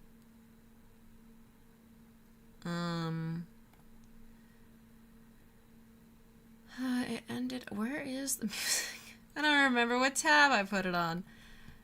That's we can do dark academia, I guess. I don't know, guys. There's a bunch of, there's cottagecore, hyperpop, glitchcore, bratcore, dreamcore. We just did witchcore. Very demure, barbiecore, animecore, dark academia, cowboycore, bardcore, royalcore, angelcore, demons and dreamers, hopecore.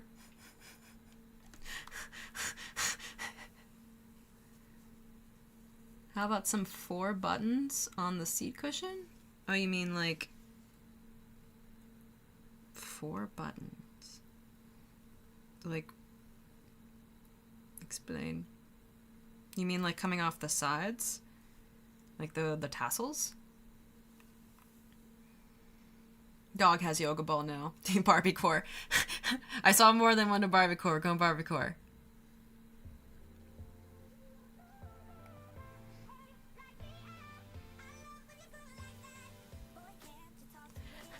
Barbie Dark Lord chair.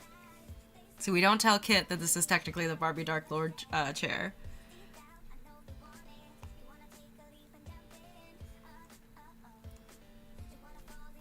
I like the kind of dark wood framing behind stuff here too, because it adds like good contrast.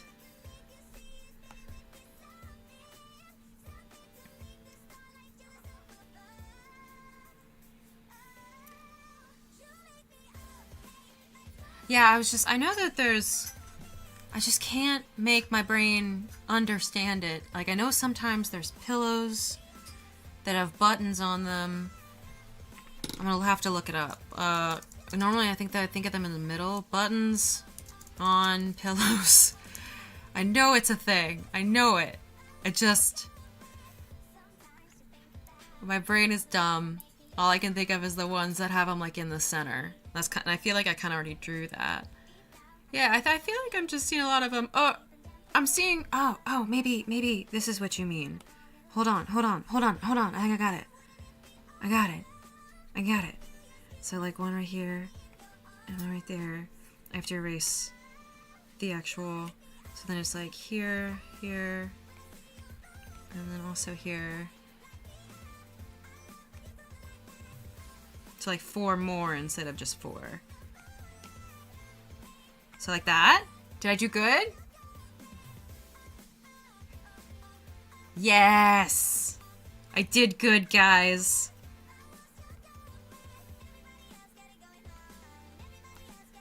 I messed up the sides. I've got a much too small.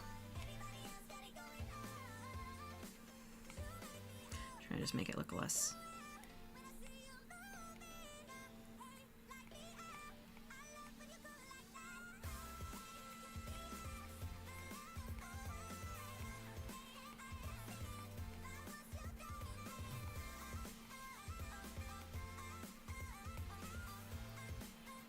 I did it. That does look much more seat and less like giant, like decorative pillow. Oh yeah, no, we have to something that's leather. We have the little leather bag that Dragon said to put the screws in. It's hidden underneath. Alright, so let's say this is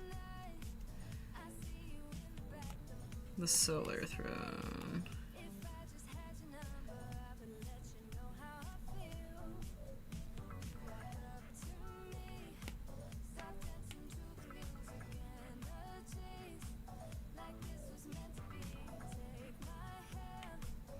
Maybe I'll leave it there for a moment.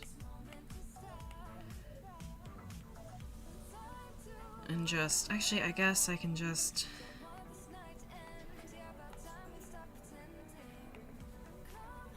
duplicate this layer here, just so I can get them the same general shape.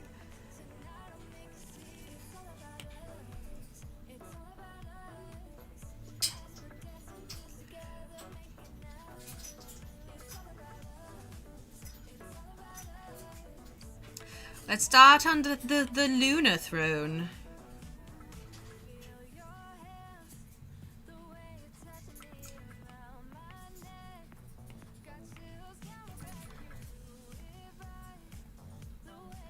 So we saw that one Pinterest board that had like let's have it.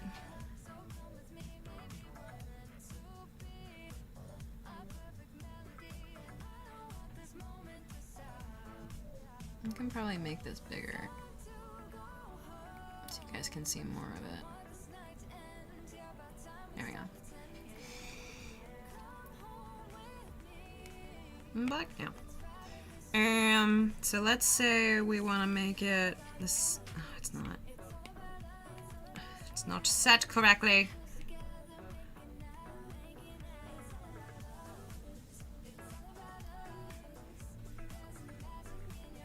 Hold on, let's make it.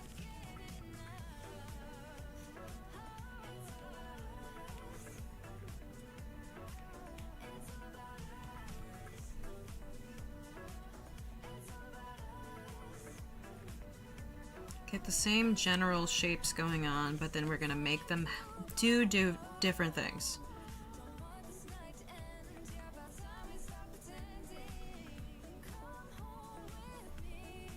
I can turn the music up. Normally,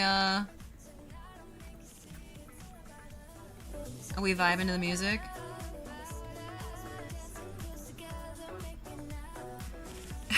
This has turned into a vibe sesh. Is the music that good?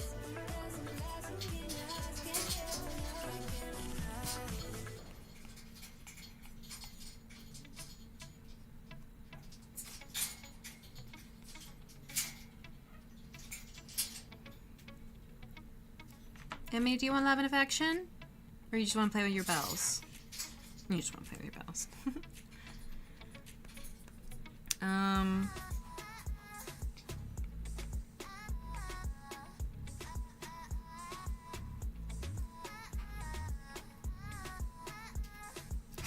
Of course we vibing.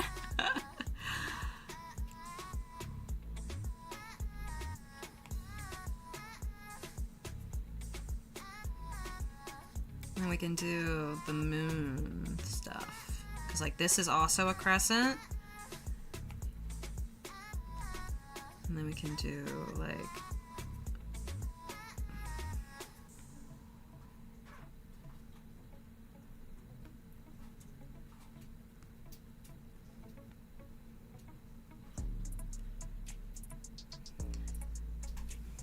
boom. I'm glad I said Barbiecore now. It's glad.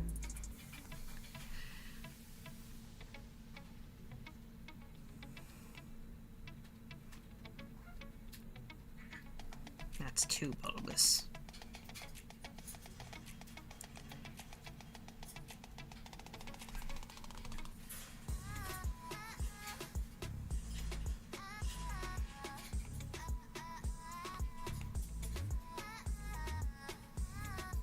Yeah.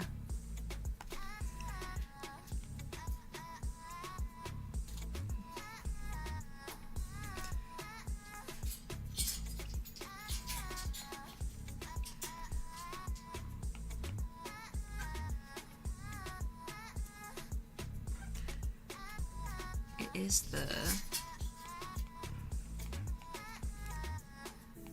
phases of the moon.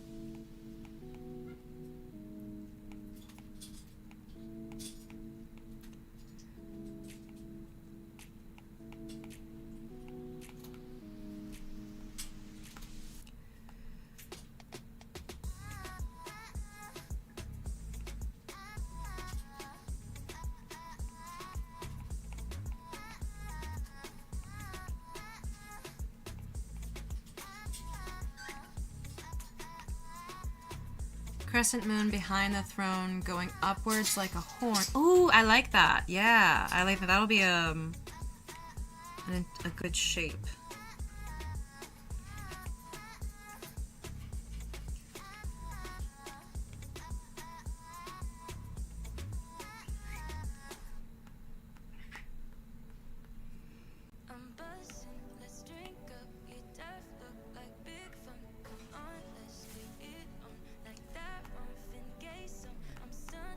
Especially if we line it up.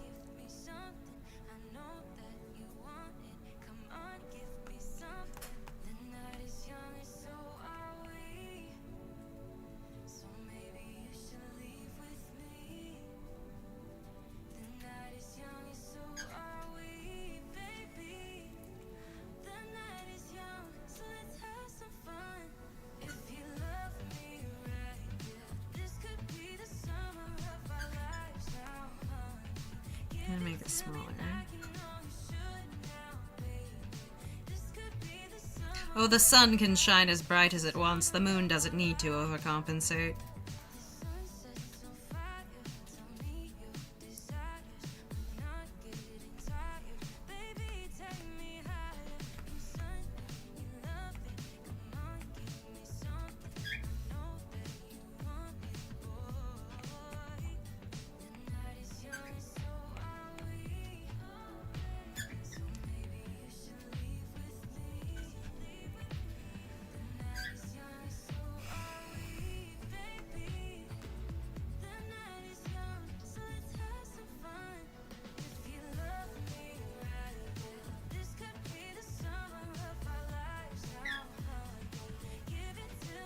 Oh yeah, that's the look right there.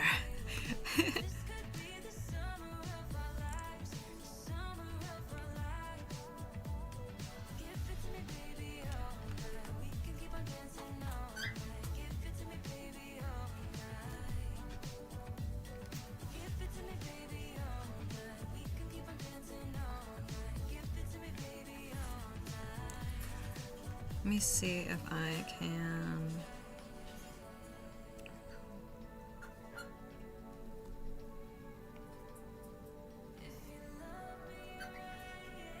So this is the kind of back of the seat. How did that?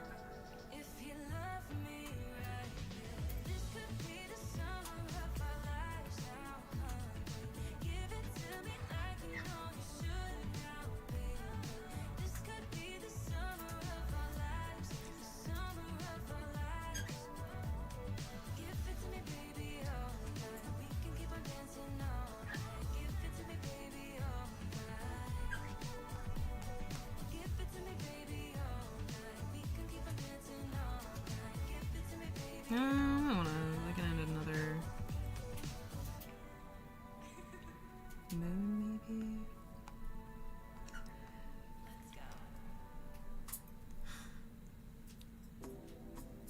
Tears drop shapes for the seat back. Yeah, kind of a water vibe.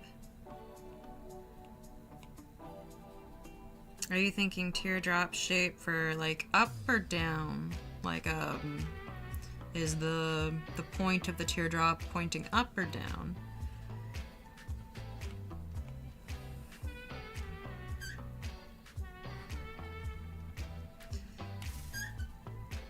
You mean like this?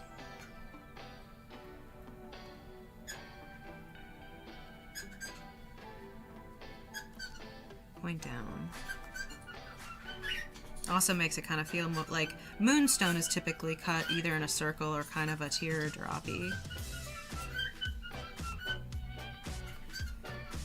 That makes sense because like if his is more branching upward, that feels more like fire or like earth, like either trees or like a climbing fire.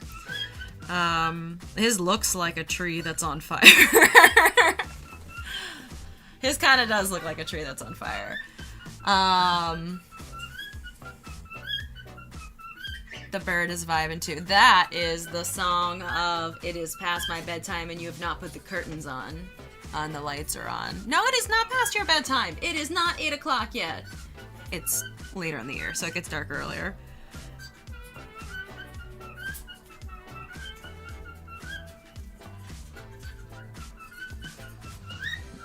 Now that's a vibe.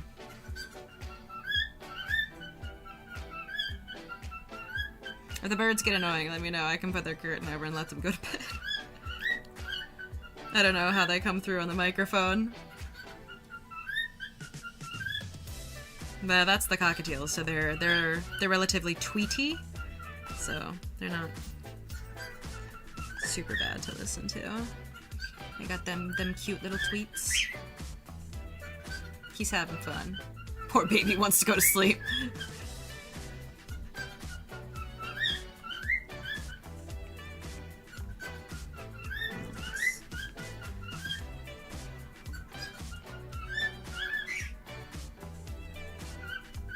I really like just like that big like teardrop vibe. Maybe something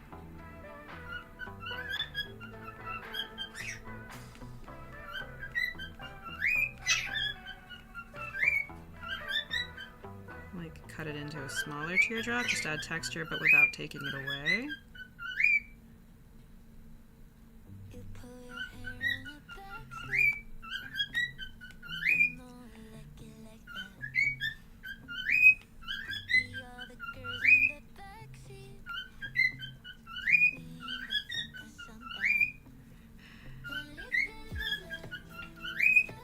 Needs teardrop crystals hanging from it. Man, we can make that happen. He's got leaves.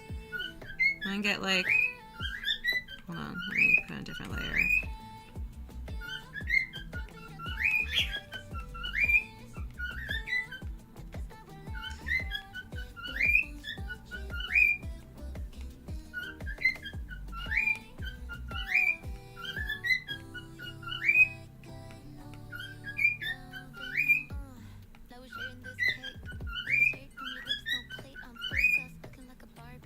Stuff.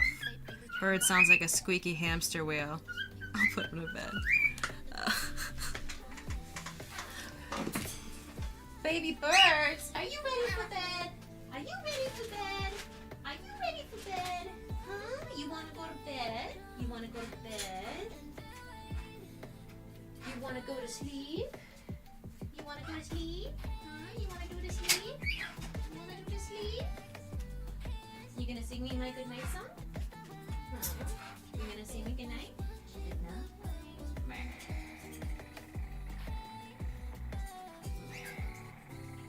Good night, baby bird.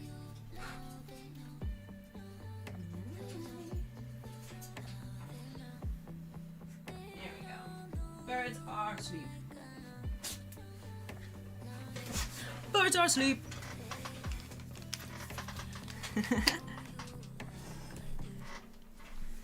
Ooh, dew sounds nice. Like dew on spider webs with a UV resin. That's cool. Let's play with color.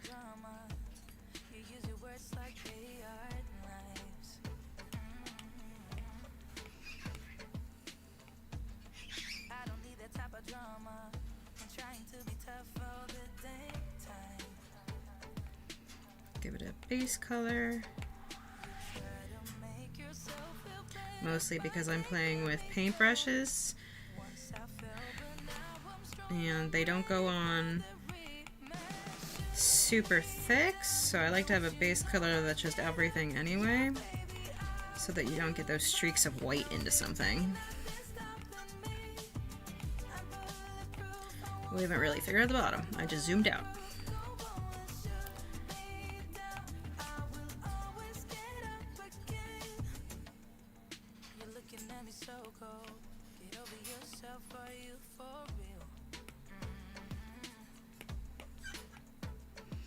And then silvers are colors.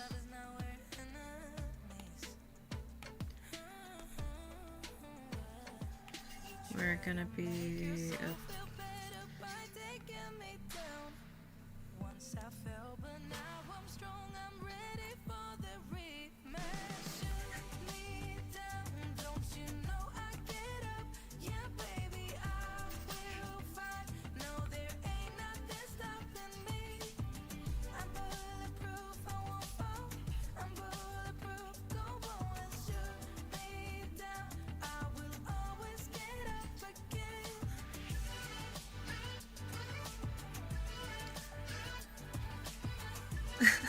Everyone should be grateful that we get 2 thrones and not 1.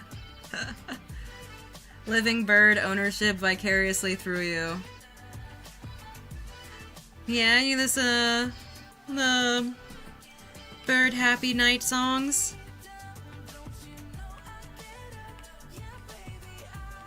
Bird ownership is not for everyone, but it is for me, so I have to remind myself that it's not perfection for everyone else, because I'm like, it's perfect in every way and everyone should have a bird.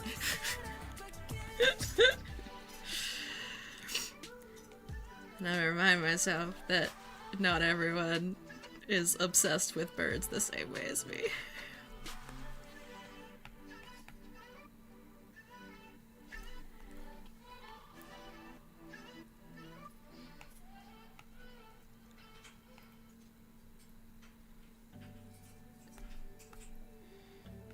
Did I?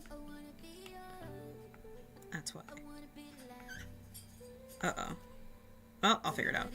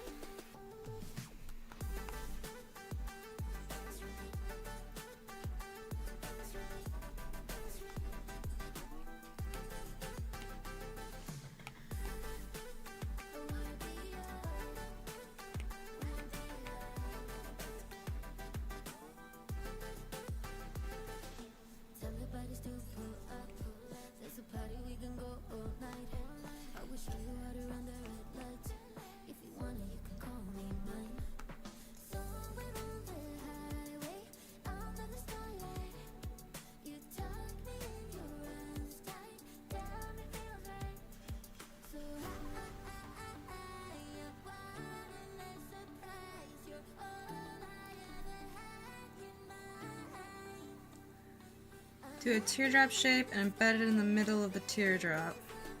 That's what I did. Teardrop, teardrop.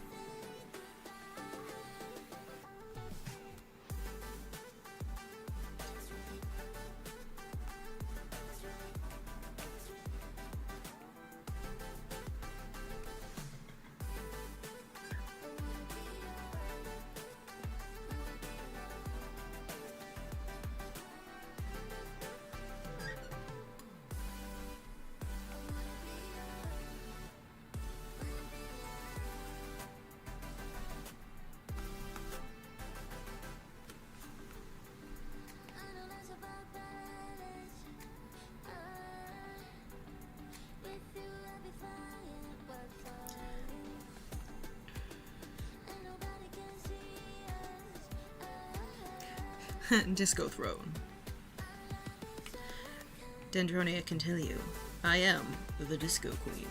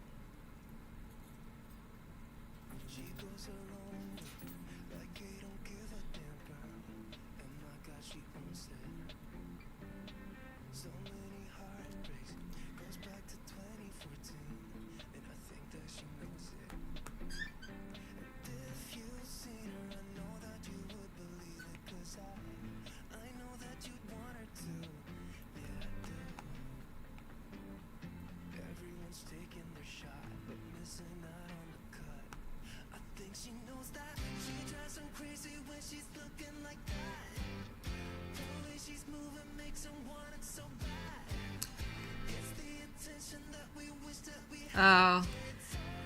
My character has a very bad history with owls. She doesn't like them.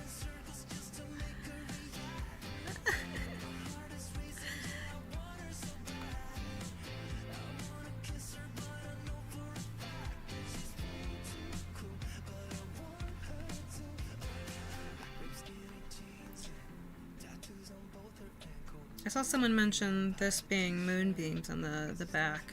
It wasn't the intention, but I do like... Told you that you get so tuned into what you're doing that you look bored. I have been told that my focused everything tends to come across as negative. I'll bet there's a good story there. Like when I'm focused on something more engaging, sometimes I sound angry. I think it's just because I've been working on skill tree for so long, on so many things that are more rushed. So like I go into problem solving mode real fast where I'm like, but I don't feel stressed. I'm just like, okay, well, here's the thing and there's the thing, and I need to be socialized again. That's what I keep telling Kit. I've like a pet bird who hasn't been outside in a bit. I need to be socialized. Or else I start biting people with my words. I like what someone said about the moonbeams, and now I'm scared to kind of touch it, but I want to make it a little bit more... It also kind of looks like feathers. I like it.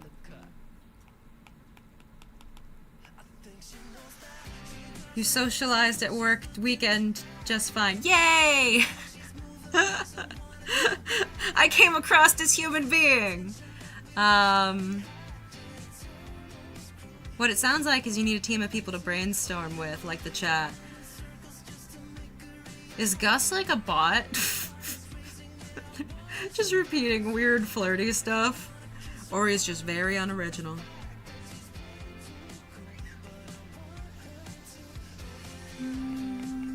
I wonder how he would even do this part.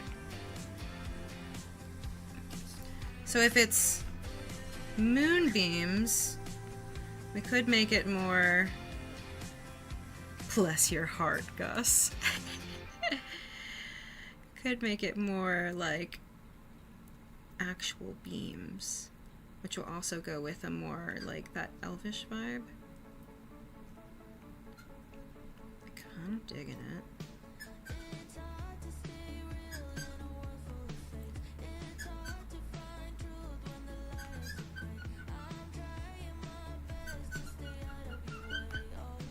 Kind of vibing with it. It could be embroider in the fabric. We can also paint wood. Kit should sew. Yeah, he should learn to sew more things. The issue is it takes longer to film, so like we've had a few things that we've bought materials for and set them up and whatever, and then it gets to the point where he has to actually do it. Or silver leaf would be good too. It'd be good to add like gold leaf too to random parts of the brass to kind of give it like sparkle. We could also use like metallic gold paint and kind of like give like a flicking.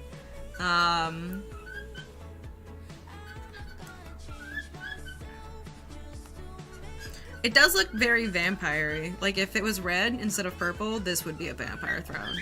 Just saying. Which I'm fine with. Oh yeah, we have to put the royal cushions in.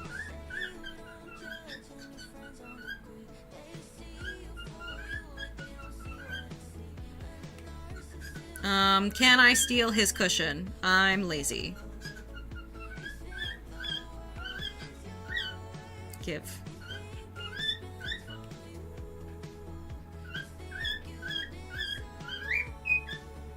Come on. Come on. His cushion is fighting me. The birds are still singing because I'm still talking. They might. Oh, I have to add orange to it somehow.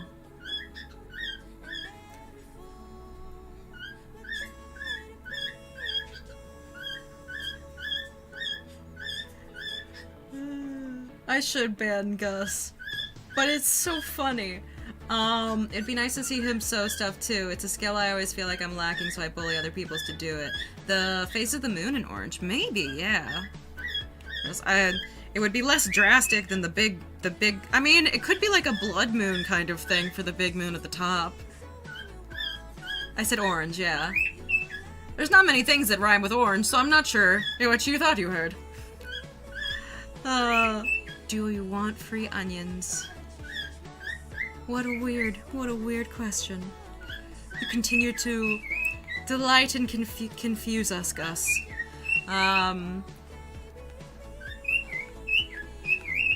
Does do a lot of colors. Blood moon on the small one.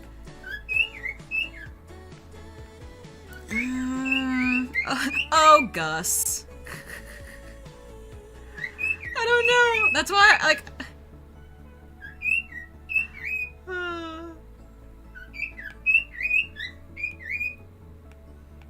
If anything, the birds are singing louder now that I've put them to bed. They're like, you're still talking.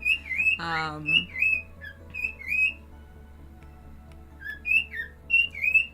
what I can do, I think, is I can...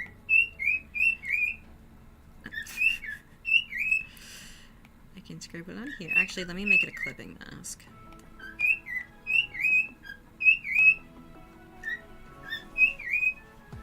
If he's making any of you uncomfortable, I can ban him. He is getting more chatty.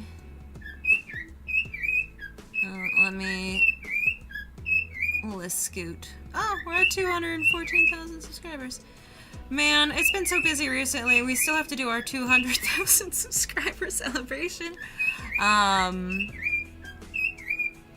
are you so loud, birds? Why are you so loud?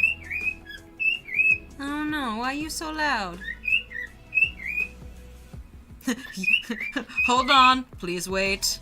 I am slowly getting to the page where I can eat Gus.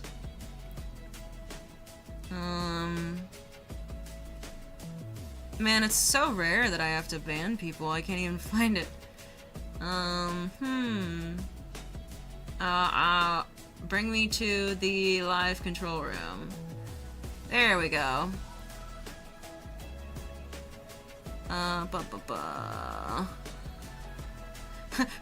Gus is like, but I just subscribed! Gus, just so you know, my dog is looking for the birds. It's real weird to come onto a stream and say things like that to a girl. Or just to anyone. Yeah. And then offer onions. So, you're gonna go away now. Bye-bye.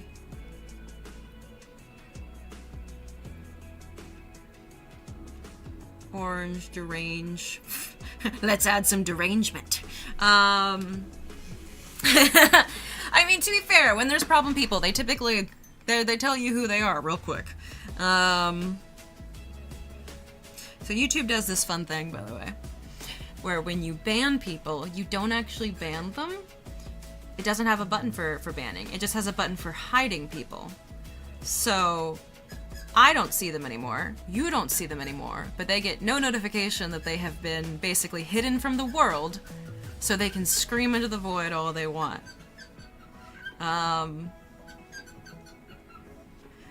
So that makes us happy whenever there's someone who's like being weird in comments and stuff, and we can just like, we just click a button and it makes them scream into the void, and they never know.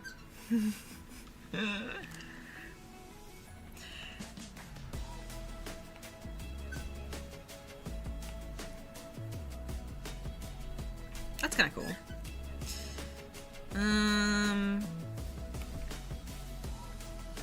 This is good vibe. Yeah, but in the oh, over there screaming, that's Gus and his onions. I don't know, man.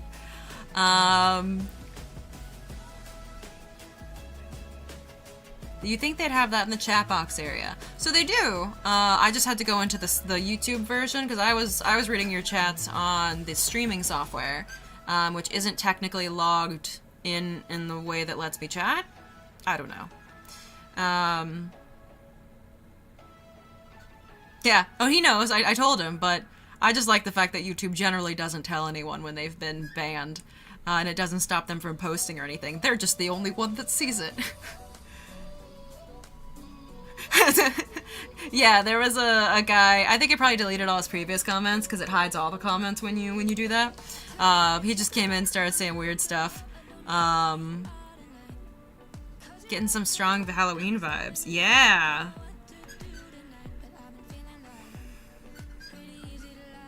Is it, do you think it looks, I feel like it looks weird if it's just the one, because then it feels like it breaks the moon, like you don't understand it as like the moon.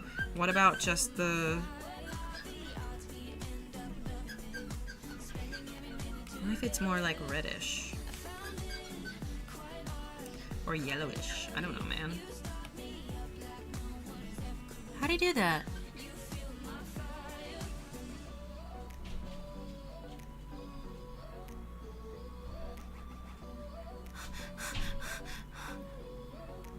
How do you do that? That's magic tricks. Different profile. Gus is capitalized now. Wow, he's really desperate to sell those onions.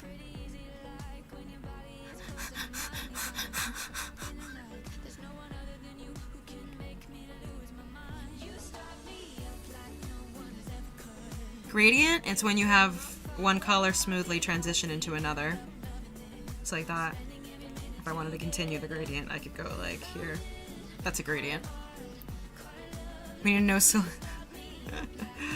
Man, it's a general thing that me and Kit joke about all the time of being a women's on the internet. Do you remember that video that I did where I did like a Viking rope belt?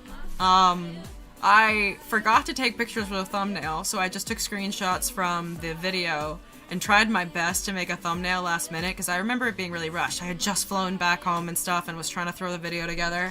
And only later did I see all the comments and realize that a lot of people were like, they just saw women's like with a bunch of like rope tied around her in fancy ways, and they were like, I'm clicked for the thumbnail.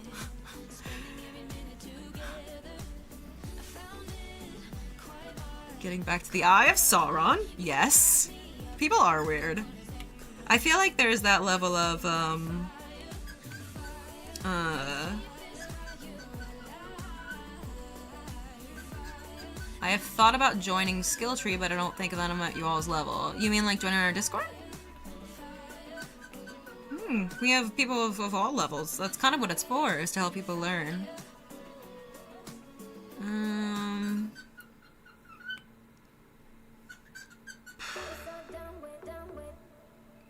People are weird. Yeah, we have tons of people on the Discord that post amazing stuff. Me and Kit don't... So, we have this... We're both introverts. So there's always this part of us that's like, if we start a conversation, we want to be able to continue it. It feels weird to just kind of like pop in and out. So a lot of times we'll just lurk in our own channel because we're too busy to jump into a channel and like stick around for a conversation. But we're like, oh, that's cool. We'll send each other stuff and all that. There's a lot of cool people crafting stuff in there.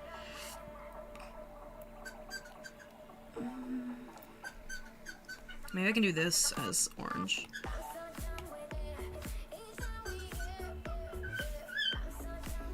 It is very much... I guess her colors aren't purple. I have realized this. Belatedly. Her colors are like a deep blue.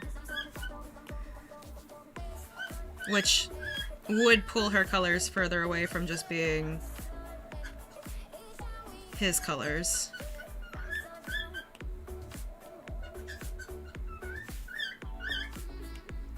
And make the orange like stand out prettier.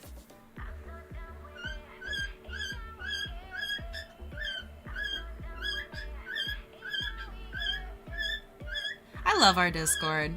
'Cause even though like we're just little lurkers that watch all of you from a distance, be like, look at the cool stuff they're doing.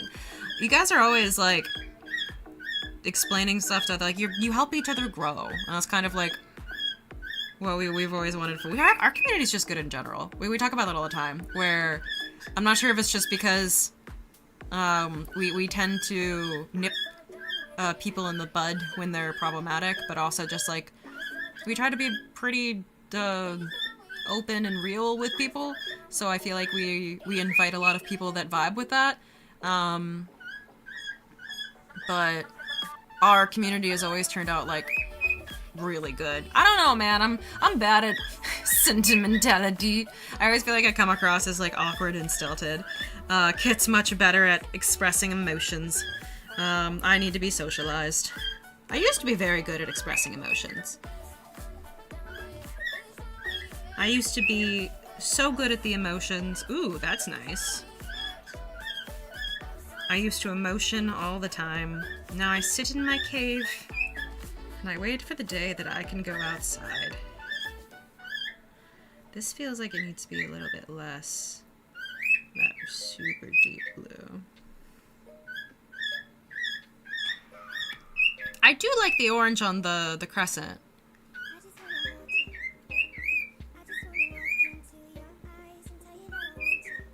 The monkey on the Discord keeps trying to friend me? You mean the bot?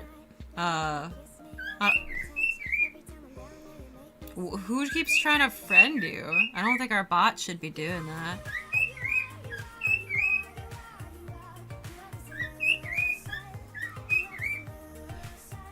Yeah, is that orange look kind of desaturated for you guys?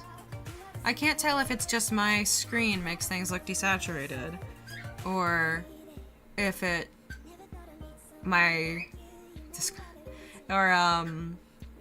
because on me that's like a bright orange, like up on like we're almost fully. Oh, hold on, I can't show you.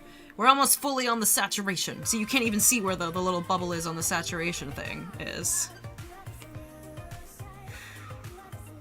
Yellow, mud yellow. Interesting, because to me it's like a almost like bright orange cone color.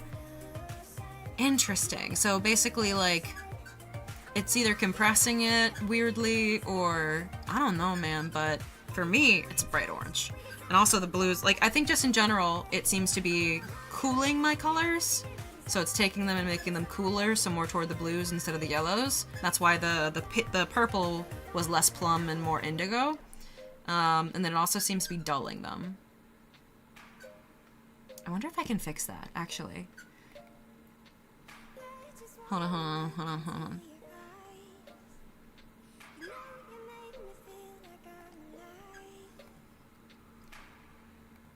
Cool, the only setting is do I want to use a black background. I can try to reverse it, I guess. Properties. Nope.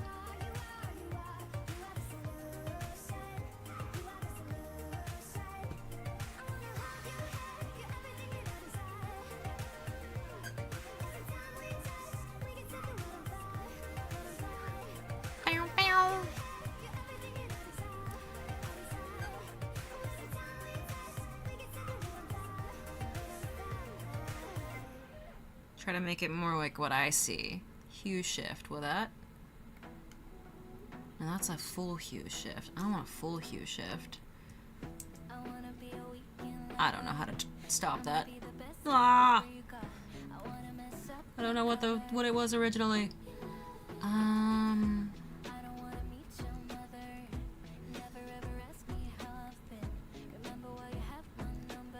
It's interesting when they call things different.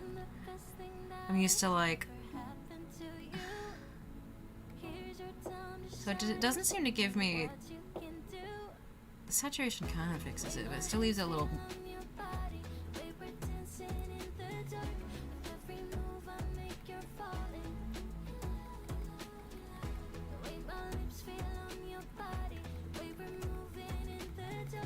Is this the wrong way?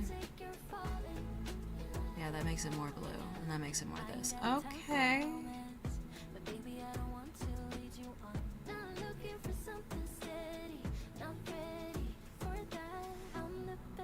That's a not closer, but okay.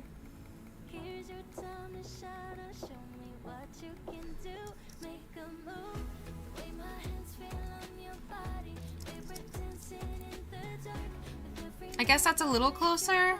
The purple still looks really, like, I don't think the actual color change did anything. Actually. Hold on. Raven, feather, iridescent. Excuse me. I'm a crow. But yeah, we could add, it'd be cool to add, like, feathers up the... Like, up here. Kind of like a feather vibe. Once I actually fixed my brush and my layer.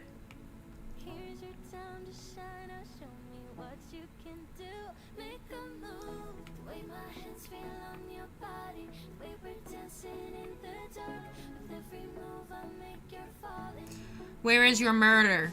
I don't tell. You're not supposed to tell people where your murders are. What about lower, so it's like the wings coming around the arm area? Oh, that's a good idea. I don't want feathers touching my skin, but I like the idea of, like, this almost feels like, you know how there's like the beak and then like the wings that kind of flap down? Or like this could like kind of the body of... Be cool if the back of the throne has like a tail that flares out like that.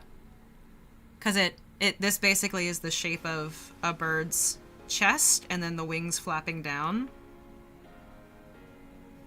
And then, I don't know, Cthulhu head.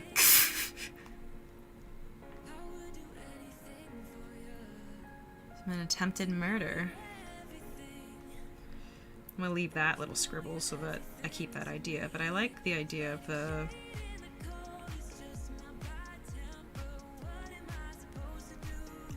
Kind of like a wingy vibe. Ooh, I like that. Especially since the moonbeams kind of look like feather detail anyway.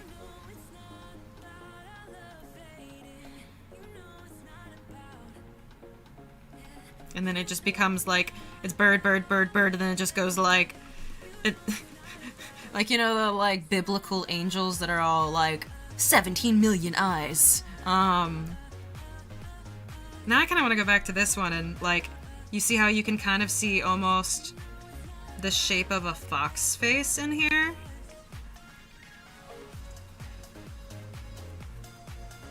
See it? See it? Yeah, I could do Dremel for wood carving, but do you see the fox? Like, especially with the ears? Do you see it? I think we accidentally did something pretty awesome. Like, look at the fox, guys. It's got ears and everything. Right? Especially if we, like... That's pretty clever. I wish I could take credit for it. I more so... We talked about the bird, and then I looked over and my brain found a fox.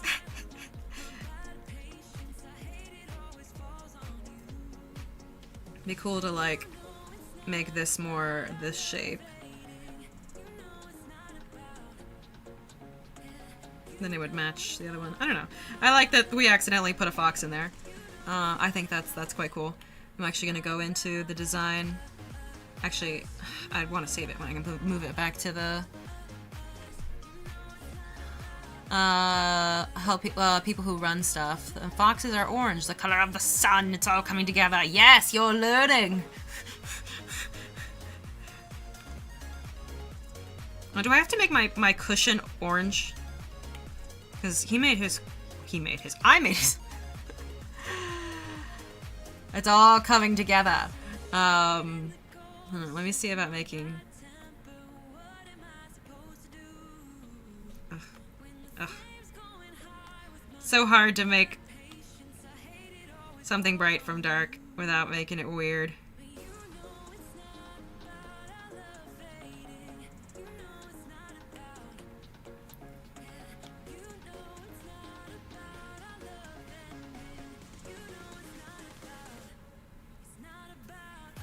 I don't know if I like...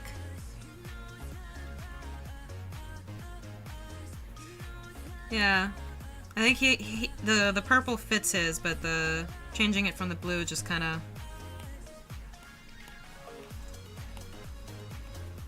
He's all about contrast. I'm all about... I have the whites for the contrast. Yeah, we could go back to the solar one and change this to be more almost like ear tufts white.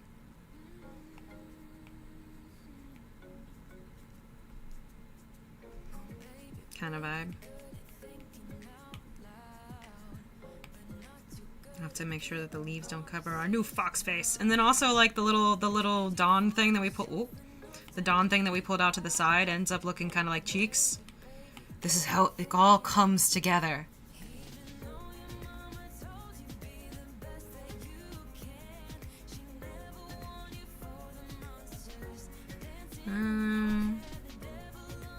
I could do stars, I guess. He has leaves. So kind of like... I would want to probably put them below the black so it doesn't look like they're over it.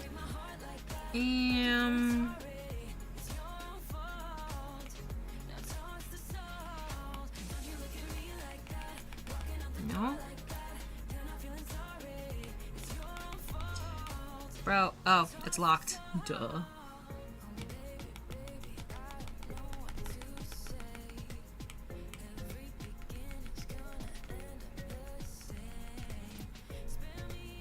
Tiny amethyst. I thought about that, yeah.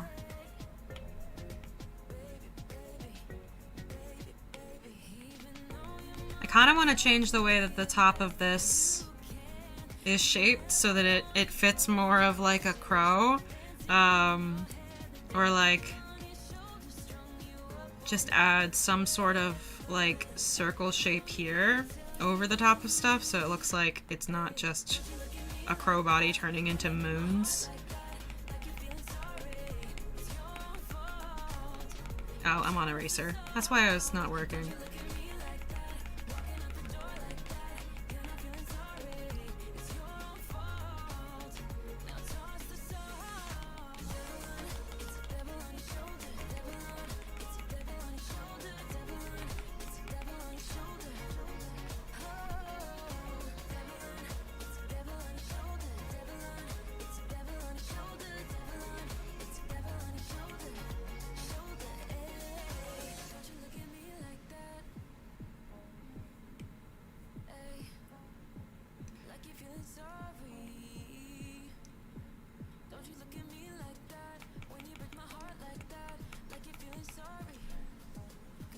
With the crow, the armrests look like wings right now. I don't, I like the, maybe we could put like paws for the,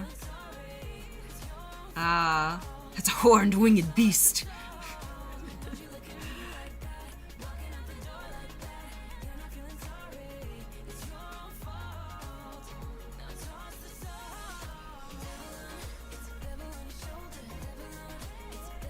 So, can anyone do YouTube videos under skill tree, or how does that work? No, we're a team of 2 people who put out videos on skill tree. You could make a YouTube channel called Skill Tree. It'd probably confuse people. And it probably wouldn't be allowed to be the exact same name. At least I hope not. But we don't decide what YouTube tells us to do.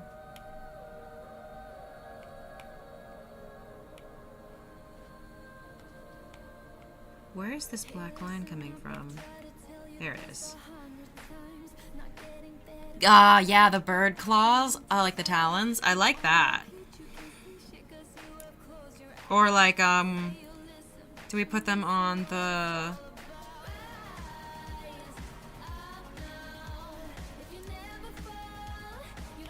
Put them... Oh, it's an eraser. I'm not sure if they would look great. I feel like it's too stereotypical to put feet on feet. So you'd have to, like, on the arms, yeah. Especially if you have, like, the wing kind of fold over them and then back. So you have, like, almost like harpy, like, kind of, like, as if it's a harpy's arm, where you have, like, the claws at the front and then the wing kind of, like, pulling around the back of it. In the middle, pointed up. I would probably, I don't want to mess with it too much, but I would probably pull in the sides a bit, rotate out the moon so that it covered the kind of curve out.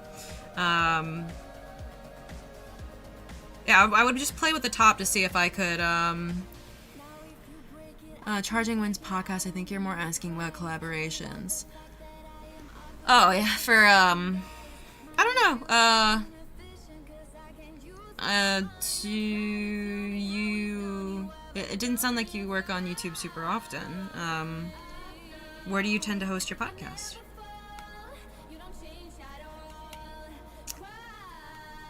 I like the tail, though. Or maybe I could make...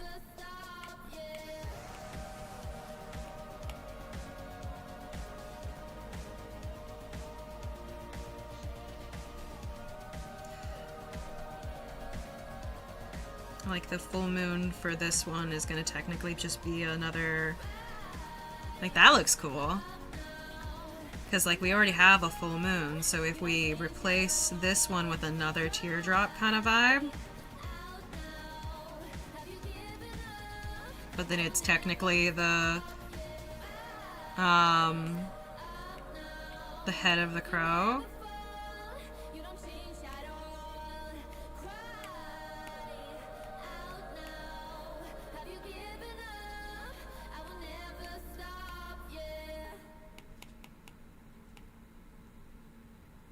The paintbrush was a little wide, but you get the general shape of it.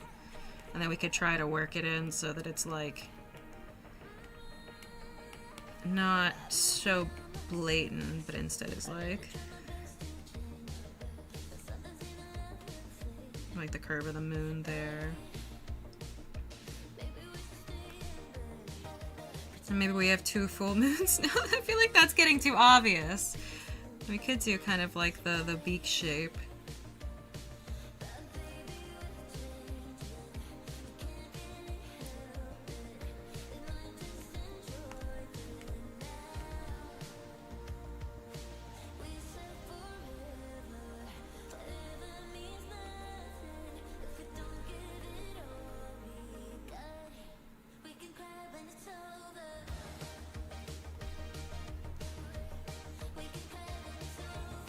Kind of cool. Like it definitely looks like the shape of a throne. Like if you didn't know there was a crow, you might not think it looks super like forced.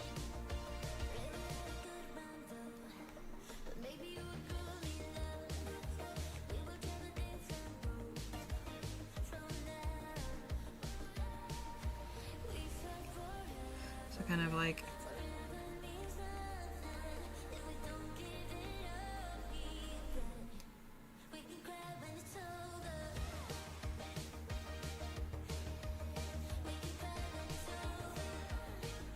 like, yeah, crows, for when you view them from this side, tend to be like this. So you'd see the ridge of the brow, and then you'd see a little bit of their eyes like that. But that would make a very evil evil looking. My throne is judging you. That's why, like, a lot of people say crows look like evil, is because if you view them from a lot of angles, all birds just in general, you get this kind of look to it.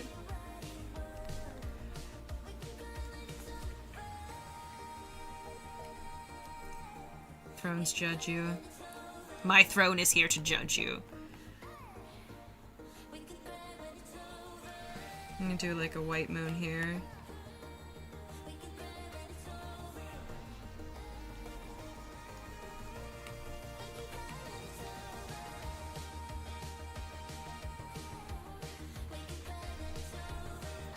That's kind of cool.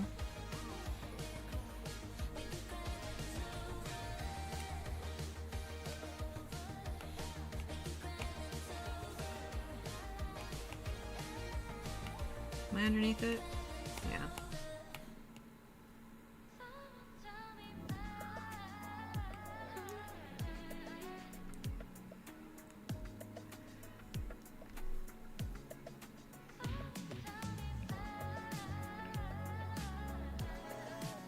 That's kind of cool.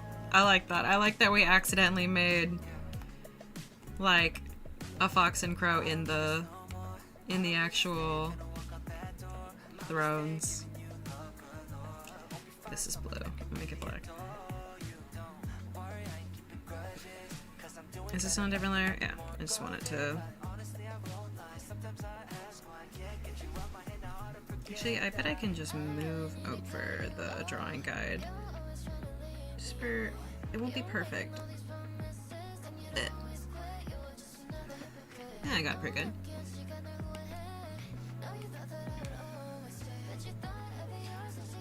I'll be there. I'm gonna be with one of the people running the games.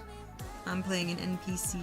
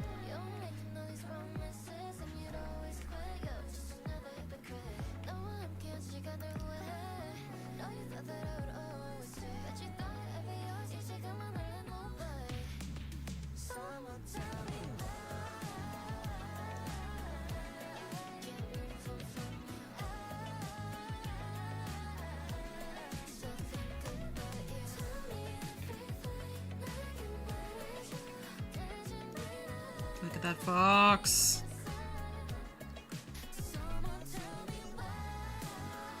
Yeah, I like that.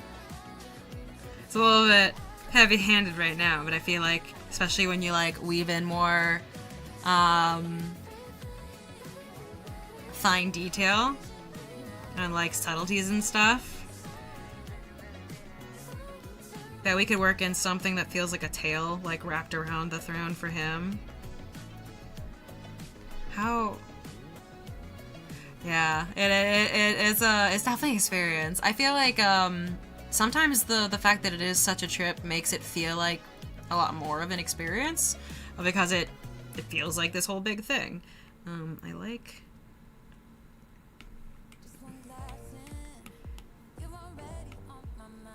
It's definitely nothing that I would push people to go to if they don't feel ready for it.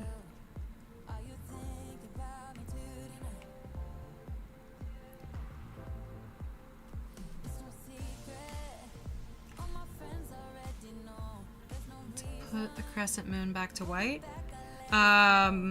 because of the eyes being orange. Probably not. If I think I like the crescent moon being the orange part. If I were to change anything, I would take away the orange of the eyes for the crow.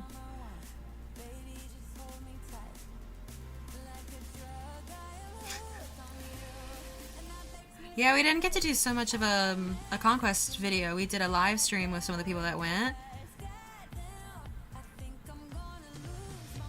See, you're not seeing the actual colors of what I'm seeing. Lower moon, could do the lower, oh, I thought you said lower the moon's yellow. And I'm like, it's more saturated than I promise. Could do the lower moon yellow and the higher one white for a more bold look.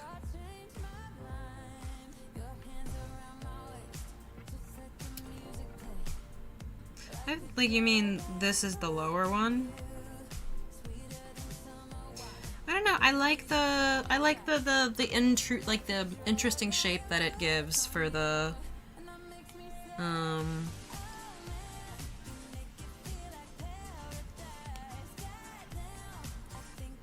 crescent being.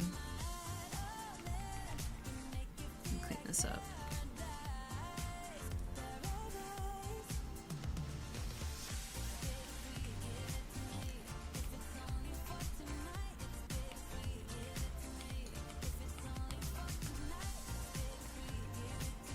Hey, I made you an assist. Is the assist still over there? Where is the assist? Where are you?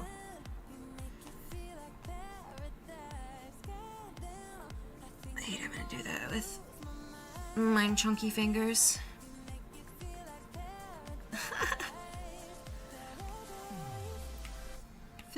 I like it when people make suggestions. I would rather give my thoughts and ignore you guys.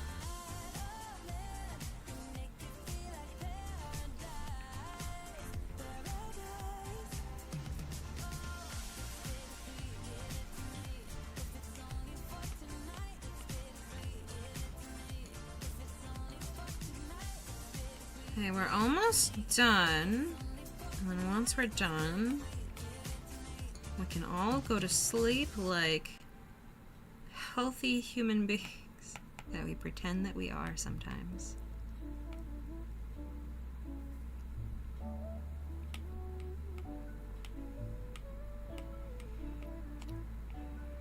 Oops.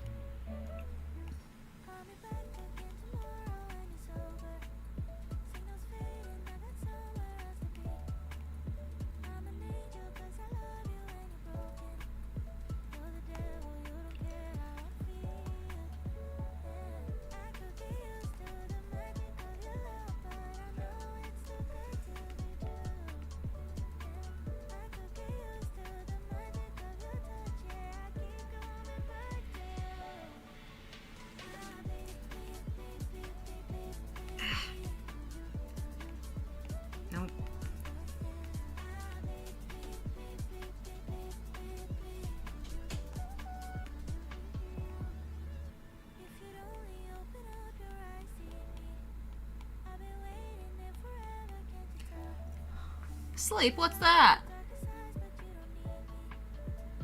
How can make thing without sleep?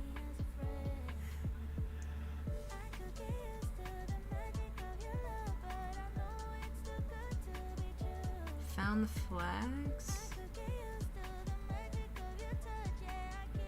Makes fun because we feel like we had a hand in it, so when the video comes out, we're gonna be part of making it. Yeah!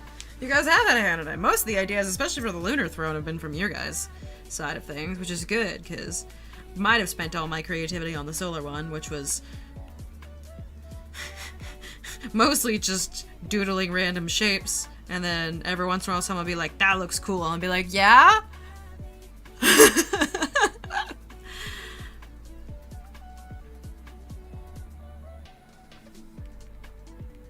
I know I kind of like this shape, but I think I'm reaching the, like, you know when you reach the end of inspiration where you're just like, you're not really sure how to creative anymore. You're like, I think I'm dumb now. I think everything that I do is starting to have a tinge of dumb, and it's not, I'm either getting tired of being creative, like I'm running out of juice, or I'm getting tired of my own ideas.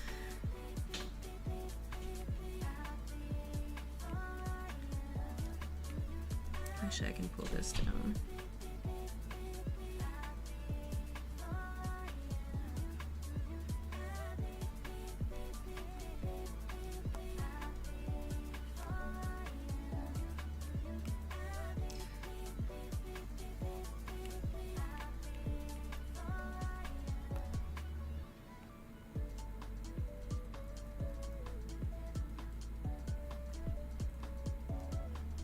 Feels like too big a beak. Is it supposed to be a beak? Shh. We don't talk about that. It's a teardrop shape. I don't know what you're talking about. It's totally not a hidden crow that we're not so subtly hiding. It's a teardrop shape. We're clever and smart and subtle.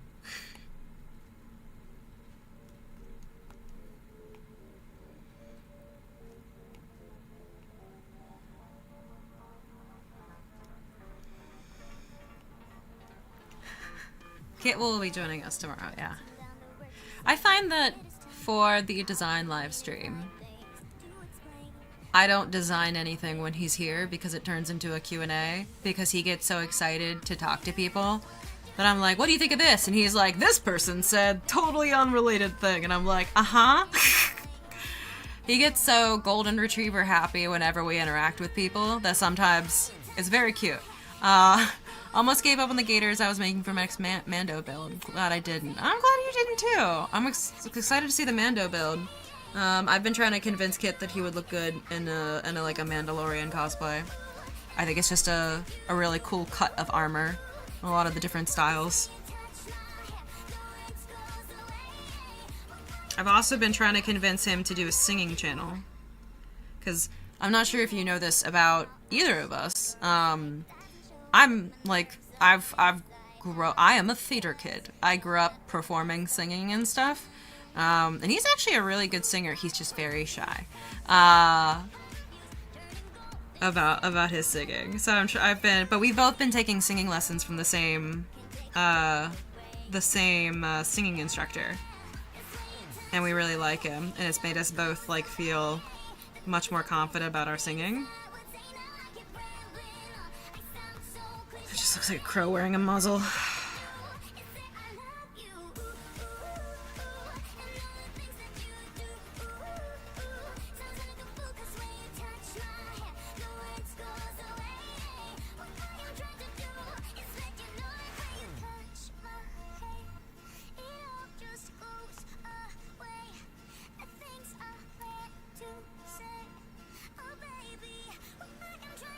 So bribe Kit into singing some songs at Brandywine. Got it.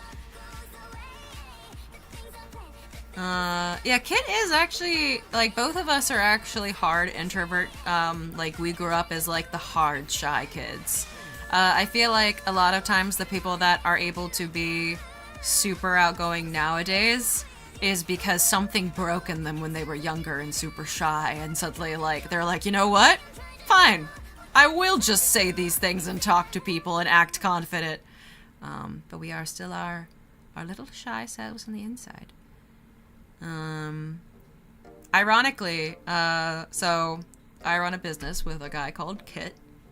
My dad, I think one of the first businesses he ran was with a guy named Kip, like your friend. Paz Vizsla, that's a good one. Heavy armor.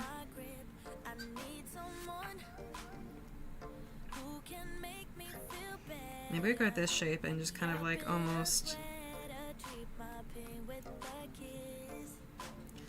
like a crown kind of vibe. Good. I love Paz's armor too.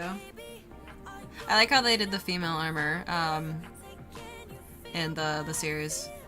It looked very like solid instead of more like they didn't shy away from. I grew up very shy and secure in the knowledge. Secure in the knowledge, never care what I thought.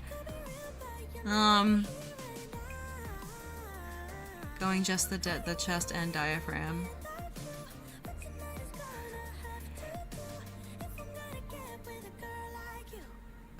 I'm trying to go in just chest and diaphragm. Where's the context of that? Those are singing terms, but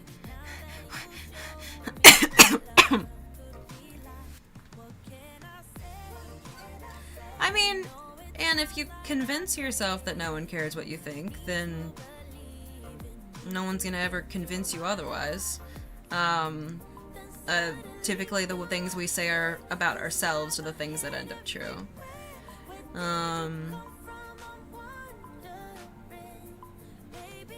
Yeah, it's, I think a big turning point in my life was realizing that the world doesn't, like, you don't, people don't pay that much attention to you. It's very easy to kind of think that everyone, like, is thinking about you or paying attention to those kind of things, but most of the time people are just kind of, they've got their own complex life going on, and those kinds of things aren't actually that important, that at least I was worried about. Jin's armor and a night owl. Fuck, it is night owl inspired. Man, I want Mandalorian armor. Maybe when I move up there, I can finally convince him to do some Mandalorian things. Maybe I get rid of the big moon and just have this part of the cheese to eat versus what people are doing. Wow, so many people building Mandalorian armor. It's good armor. I'm not sure if you saw my 6 hour. I think I saw Wild Fox in here. Was it 6 hour stream about the entire history of the Mandalorian culture?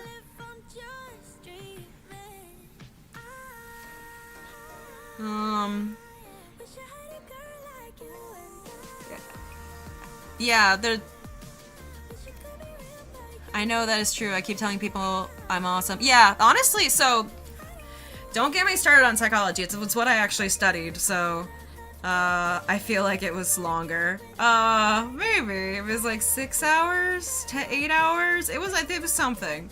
Where I'm not counting all of the hours of the stream that kept breaking, so it was like the revenge of the stream, all the different stuff.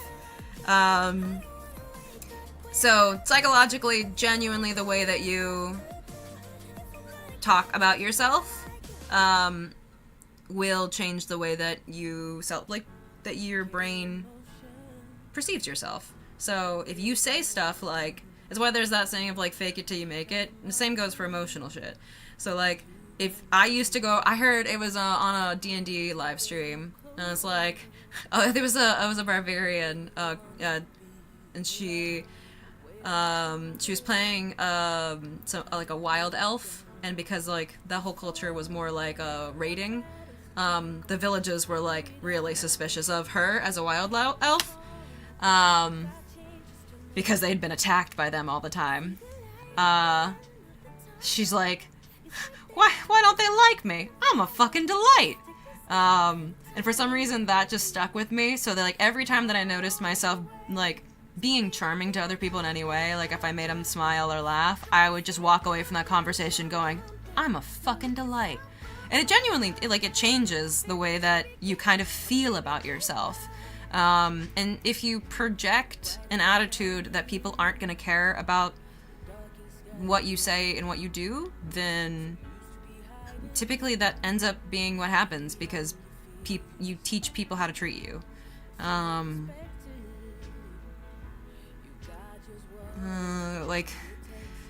People have complex lives going on, and if you act like you're uncomfortable with socialization, or you're acting kind of avoidant, a lot of times they're gonna be like, okay, cool, I'm gonna, like, you're not giving up the attitude that you want to be talked to.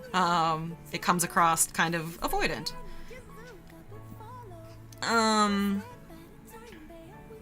I like the orange eyes that the crow throne had earlier, the moon eye combo. It artistically tries to... Yeah? I can do that again. What was that? I also thought about getting rid of the moon just like up here in general, and then making this the moon. But...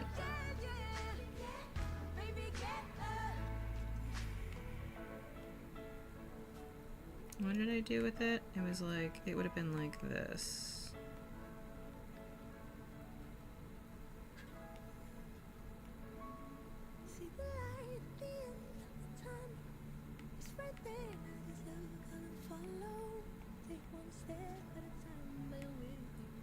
Guess I could do it like... it just makes her like sad. Sad crow.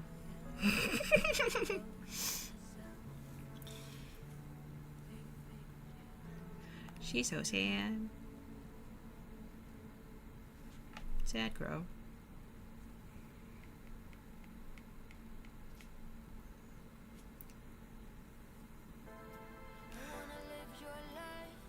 Sad bird.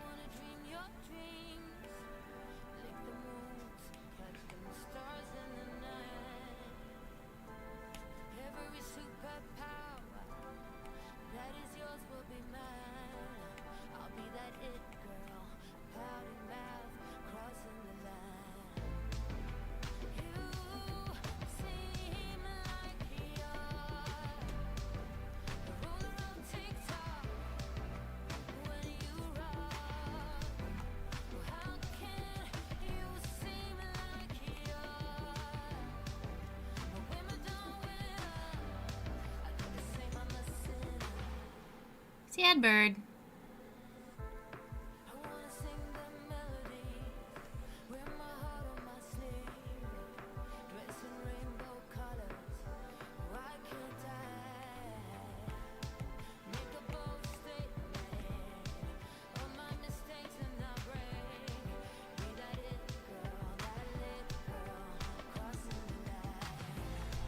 Trying to make it less just like a massive orange thing for the eyes, though.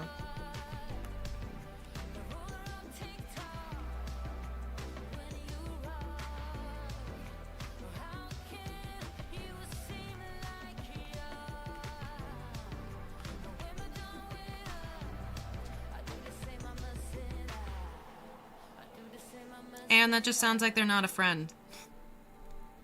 That just sounds like you need better people in your life, but letting it become your own self-monologue is only gonna make it a consistent thing in your life rather than any sort of fixing it.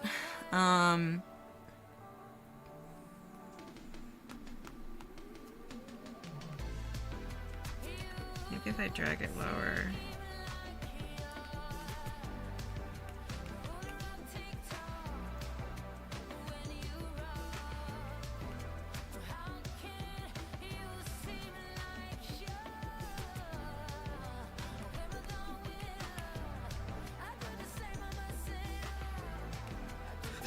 Yeah. Someone treats you that way, you yeet them like Gus.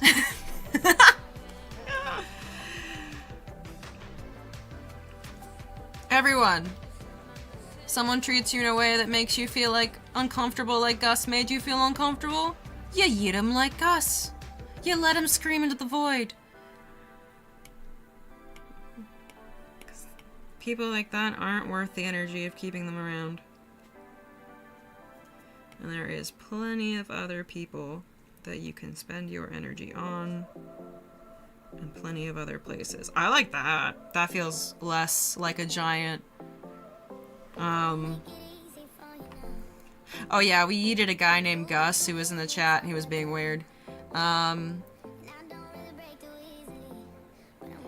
It's not about getting the inner voice to shut up. That will actually, it tends to be counterproductive to try and suppress it. It's about replacing it. Because, yeah, hand them an onion. You know what onions do? They purify. They soak in all the bad. Like Gus soaked in all the bad and then we yeeted him. So inner voices, you suppressing them tends to just basically create a shame loop where you feel bad about the way that you're talking to yourself, so then you try to force it down, but then you just create a loop of, God, why can't I stop this? What you gotta do is just replace it with positive talk. Is just don't, like, when you have negative thoughts, don't focus on them. Be like, let it slide off you. Be like, eh. Like, my brain still does that sometimes, whereas, like, God, why'd you let that happen? I'm like, did I though? Anyway. And then you just go about your life. Just imagine it's just some kind of, like, it's just a Gus. They're just saying a thing that you hear in the world, and it's up to you how much energy you put into it.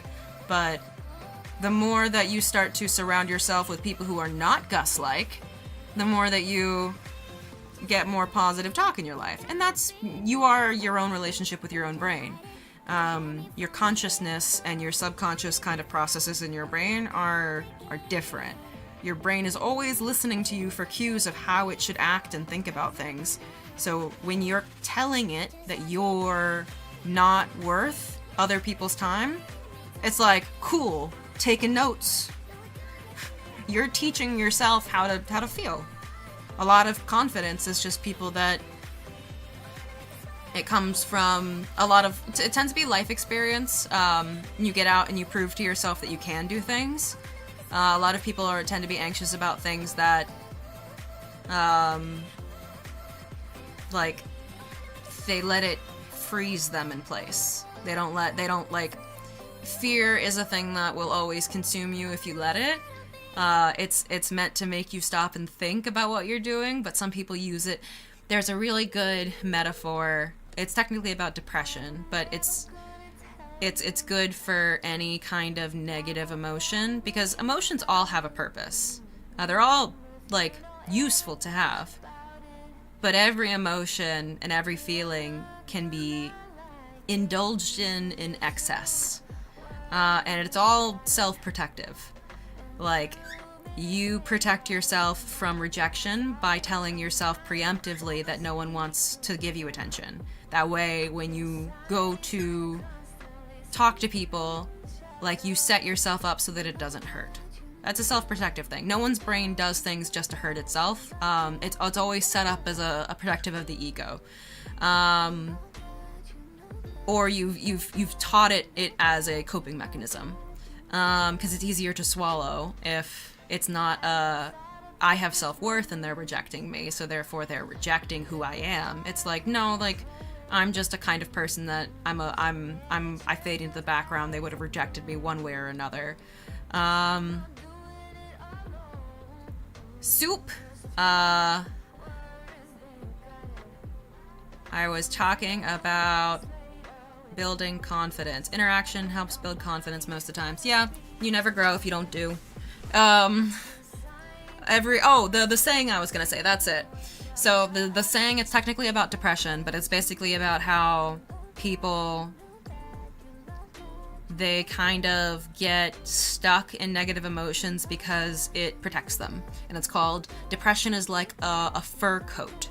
It's big and it's warm and it keeps you cozy, it like keeps you feeling safe, but it's made of dead things.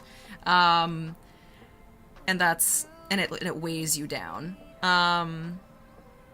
A lot of times, it's like you sit too long and you get stiff, or like your back hurts or something. It is gonna hurt to get up and stretch that out, but it'll only get worse the longer you sit. And then it creates this loop of it's gonna be more work to get out of it. But eventually, you're gonna hit the point where it hurts so bad that you need to make the choice to get out of it, and you're only building that work up. Anyway, can confirm, fur coats are heavy. Yeah, it always stuck with me, that one, of like, depression is like a fur coat. It's big and warm, but it's made of dead things. It's like, you don't want to stay there, no matter how kind of... I think it's a very difficult thing for people to learn, is that most self-hatred or self-deprecation or anything like that is self-protection. It's a choice that you've made consistently over time to protect yourself from something. And that a lot of people tend to think of it more of like done to them. It's internal versus external modus of control. People with depression tend to have an external modus of control, which is basically the world does things to them. Internal modus of control is like you feel like you have control over your life. Yeah, I have a clinical depression too.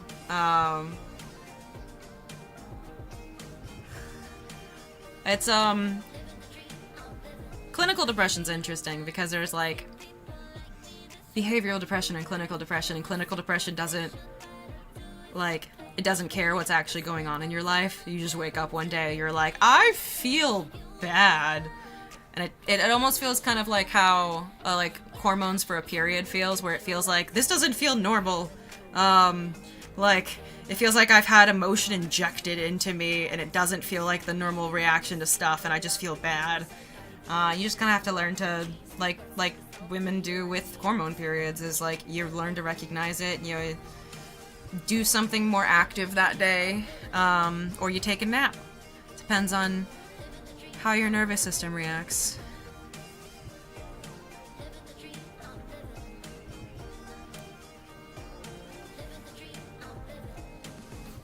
Oh, yeah, we talked about it then.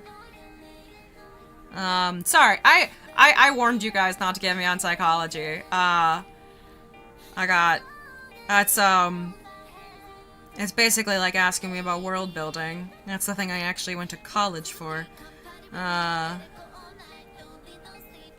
Major depression, so I guess the difference is, like, clinical is like you have a chemical imbalance. You can have major depression, major depression just means that you've been at a certain mood for long enough in your life that it's now considered maladaptive behavior. So what people don't think about with almost every single... I should stop ranting about psychology, but I'm gonna finish the thought. Every single kind of, like, psychological disorder that people kind of know about, it tends to be an extension of normal human behavior. It's not like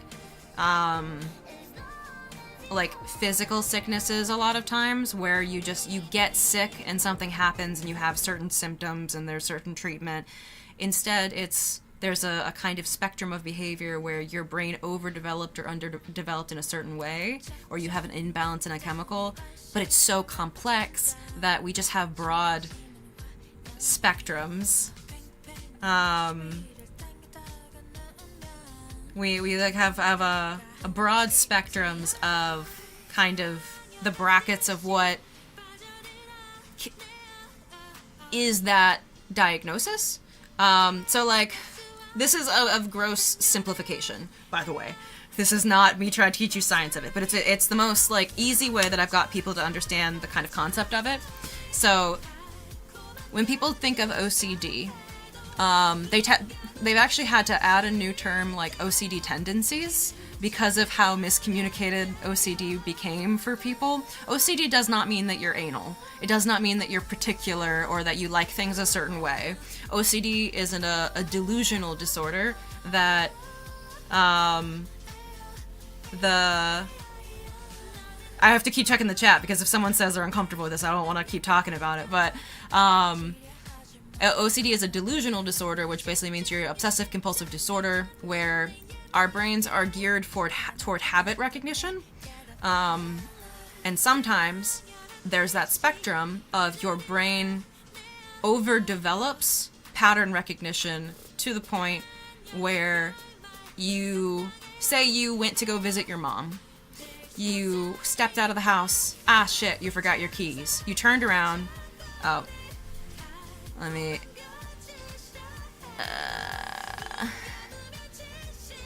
Sure. You turned around, you put your hand on the door, you turned it slightly. Ah, no, wait, I think it's in my pocket. So you let go, you reach in, it's not there. Oh, wait, I have to go get it. Then you reach in and you pull, oh, wait, actually, no, it's in my jacket pocket. So then you reach and it's not there. So then you open the door and you go get your keys. And your mom didn't die that day. That's a pattern. But normal people's brains don't make that jump. So people with OCD, they develop pattern obsessions that they typically know aren't real, but if they don't do things or complete the pattern, their brain associates something with high levels of anxiety. So it's like, if I don't turn the door handle 3 times before I open the door, after I leave the house, my mom will die. And that's OCD as like a disorder. OCD tendencies is just that middle ground of your habit recognition to the point of,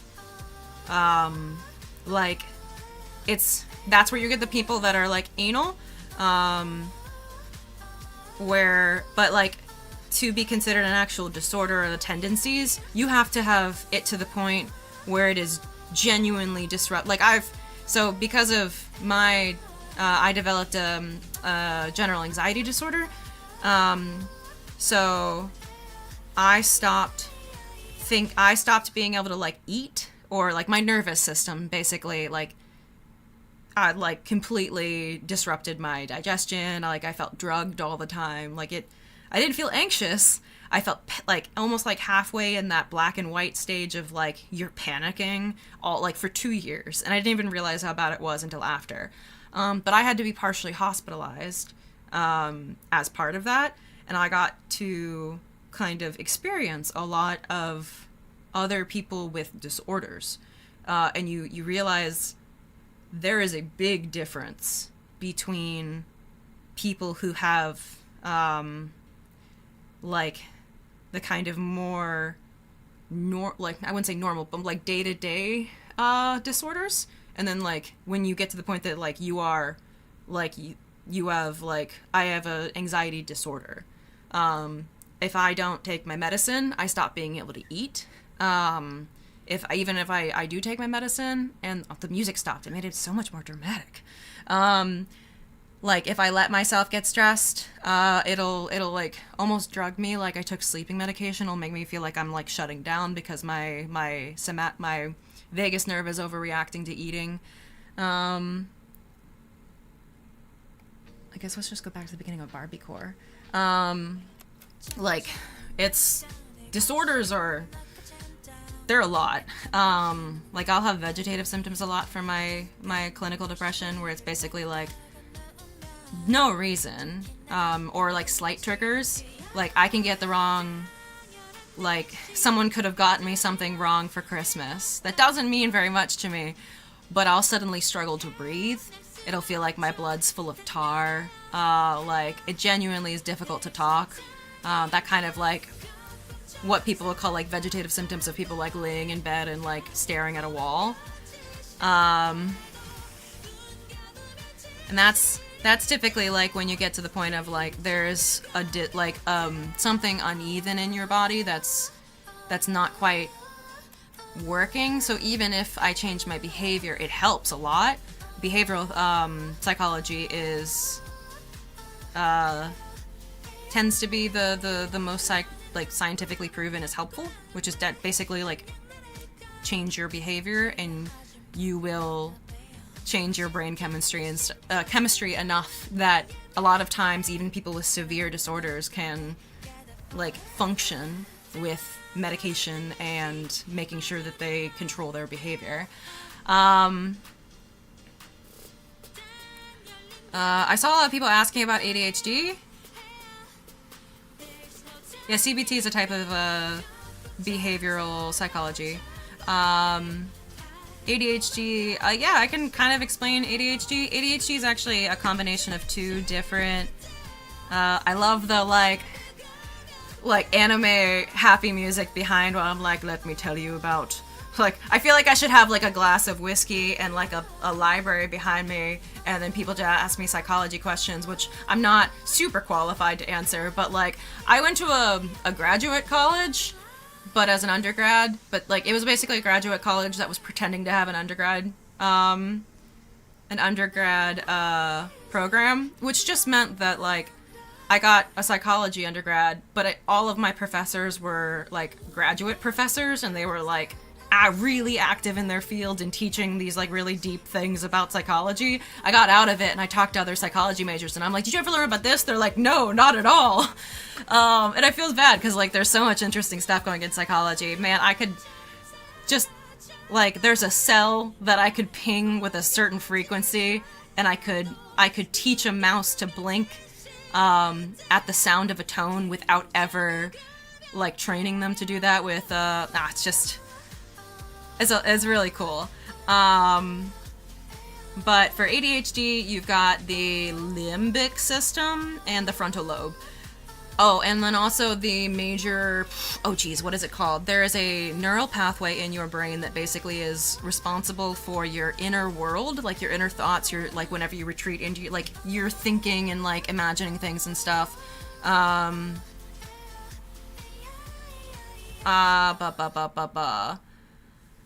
But that's more side effect. It tends to get overdeveloped because of the behavior that ADHD like encourages. So people tend to think of ADHD as a attention disorder. It's not really. It's actually more of an emotional dysregulation disorder.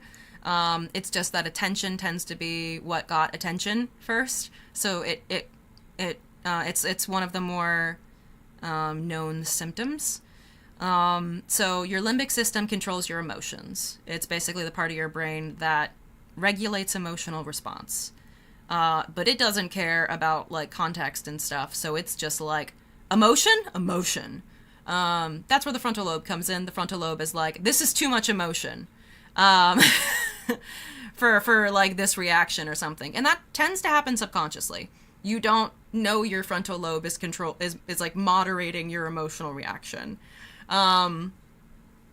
So ADHD it also involves some, neurotransmitter. I forget which one. Maybe, I don't think, is it dopamine? I think it might be. The dopamine's more so, that might just be more the association with the frontal lobe. Sorry.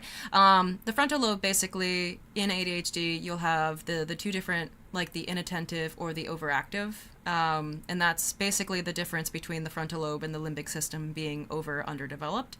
So ADHD people have an underdeveloped frontal lobe and or an overdeveloped limbic system. So they're over-emotional and or worse at controlling it. So when you get the combined type, that's typically people who have both. They're both like lower frontal lobe, higher limbic system. And when I say over-emotional, it isn't just like emotional reactivity, although that can be one of the symptoms. You over-focus on things because they're emotionally pleasing to you.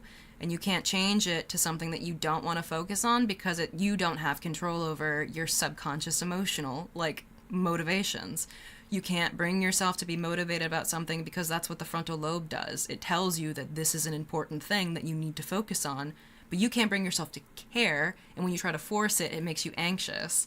It's because your emotional center is overriding your frontal lobe, and then also overreacting to the stress of forcing yourself to do something that doesn't make you feel good. The music stopped again. You're right. Why'd that happen? Don't do that. I wonder if it's because I didn't click on the track. I wonder if it just played the last one. So a lot of ADHD it's again an extension of normal human behavior. A lot of people who have like a variation of ADHD, that's why it's becoming so much more common nowadays. They didn't socialize or go outside as much when they grew up. They engaged in a lot of shorter form media or less.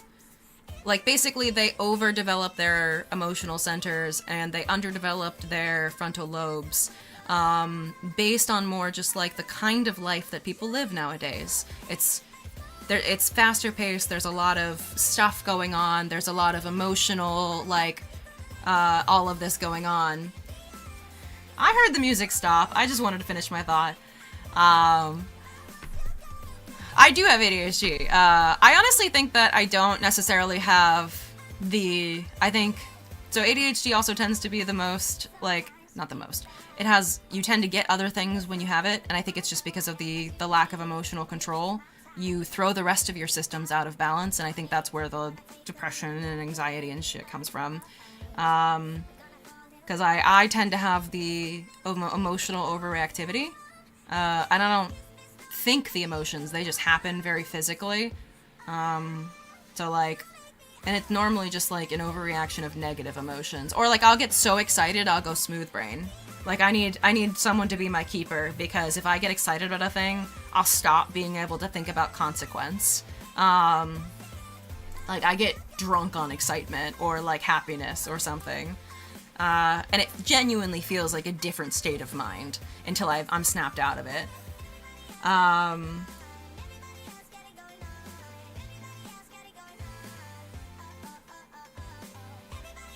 Abigail. I was lurking, but this is really helpful. Yeah, like, I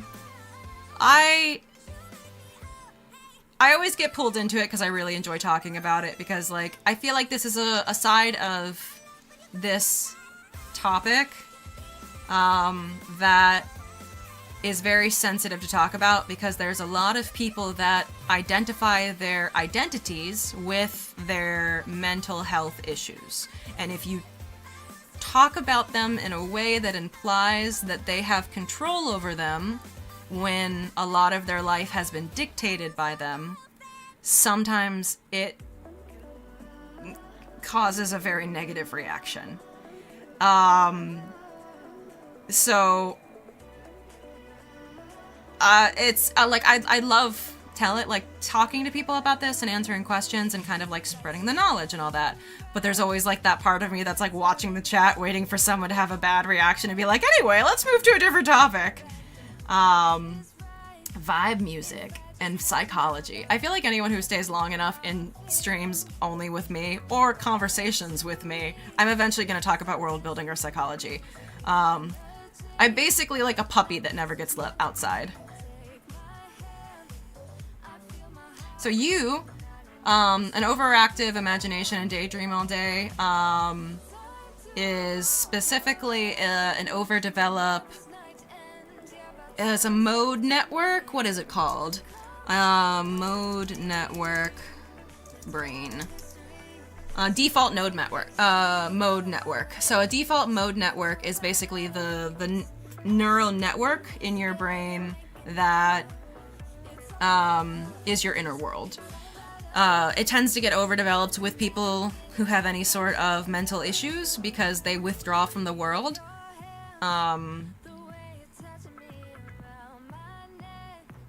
Oh god. Look what you guys did. You got me caught. Who started the psychology conversation? Leave you alone for one stream. I'll have you know that I checked in and made sure they wanted to keep having this conversation. And we did designs. We finished our designs. We did our homework, Mom. Before we played video games. I want to do I want to restart College of Lore, but then make it that mixture of almost like yeah.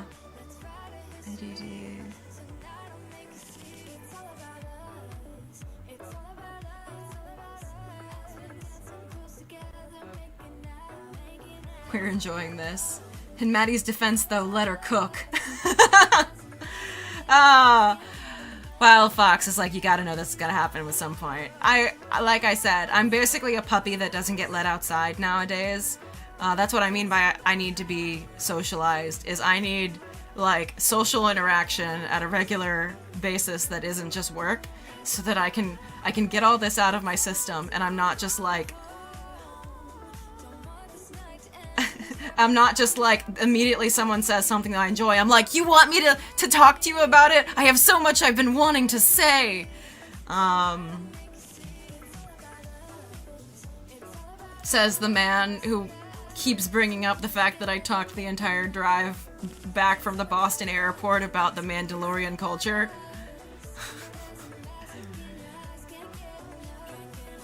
It is getting late, though, and I'm sure my birds would like to sleep. We did finish our designs for once. We have done the work. We have done the psychology too. Of course we did. I would love to do a channel for lives for world building. I think that sounds great, and we could do it like lore, and you and I have a lot in common. Yeah, I feel like the more that we talk to and explore the world, the more that I find that like everyone is a lot more similar than dissimilar. The entire drive you got words in some. My mouth was very dry by the end of it. Yeah, so I'll have you know, the good portion of this conversation was just us talking about how much all of us are either working on or want to work on Mandalorian costumes. Oh yeah, the traffic leaving that airport. Soon I won't have to. I can talk about the psychology of hobbits, sure.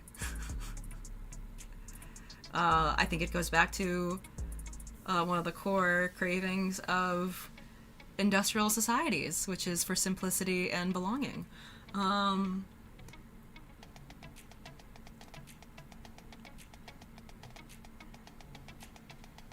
The best way to do any of it, Anna, is to start small.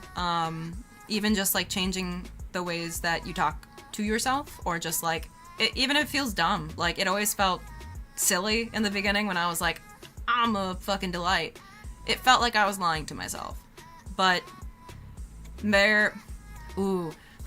fun psychology things are always in my brain. You genuinely have a different mental processing. Your brain puts it like in a different place in your brain when you sub-vocalize. So when you say something to yourself, when you mutter or say something to yourself, your brain knows to treat that differently than if you're saying something to someone else. It takes it more seriously. That's why it's actually something that they find in people with psychosis disorders. They tend to sub-vocalize a lot about their delusions, and that always makes them worse because they're basically like forming a loop where they're muttering about how, like, the things that they see in the world that aren't real, and their brain is slowly being convinced of those things.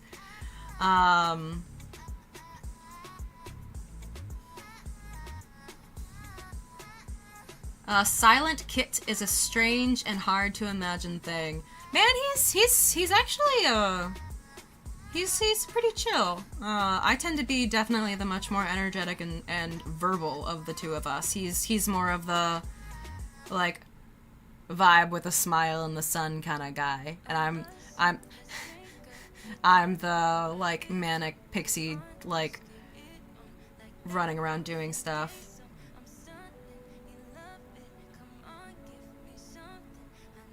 Or we were doing designs. We were designing some thrones. We did a solar and lunar throne. Yeah, Straka. There's so much in psychology that's so interesting that I wish I could ramble forever for. Especially when you start to get into like biological psychology, like neurology and stuff. When you start to get into evolutionary psychology. But those are also the ones that the more you get into, the more you're like, I don't know if I'm comfortable with the amount of like free will that I have in my life. There's a psychologist that gave one of my favorite quotes. He's basically the free will exists between that brief moment between stimulus and response.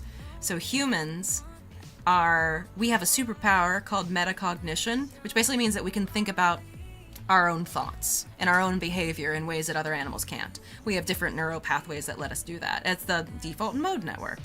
And we're watching a Maddie lecture on psychology. We started with art. I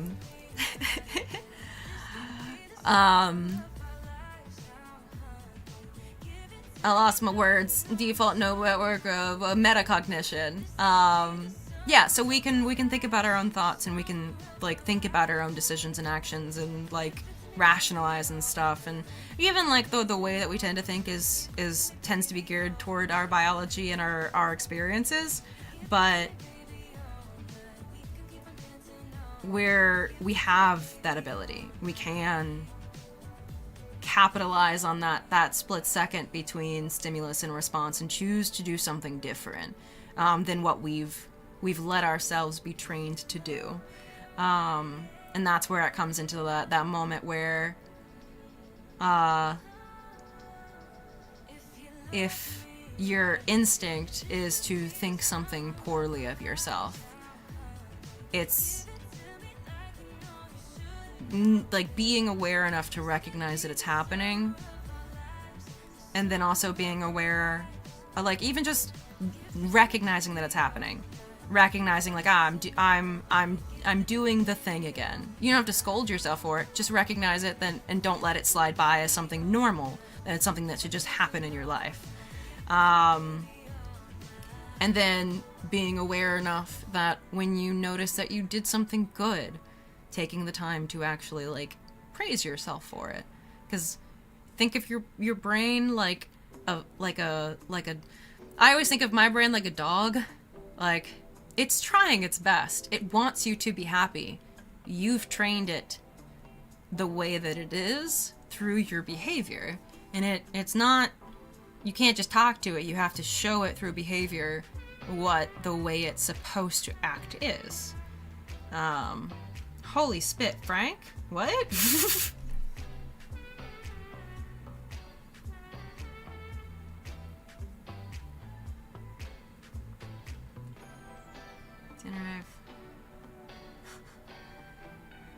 Yeah, Seika, he's very energetic in the vids, but that's very much like, we, like, I can be very energetic if I want to be, but it's also just because we know that it can be difficult to pay attention to videos when we're explaining more complex topics, so we bring our energy because we know that it's infectious. Like, we want you to be excited about a thing and to be motivated, so we pull that out of ourselves, but it's not necessarily our default state. I'm gonna sip out of Kit's brain. It's his on personality. It's not necessarily his fake personality. Like, it's not like a thing he puts on for the camera just for the hell of it. Like, that is him when he's excited. He can put it on for, in the same way, like, I can act like how I act when I'm sad. But I don't have to be sad to do it. Oh no, you have it, like, Kit's customer service, is very different. Wild Fox has seen his customer service, I call it his hosting, what is it? His hosting face.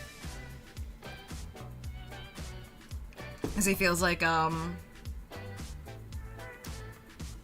Victor Frank, is that the quote that I said? Is that the psychologist?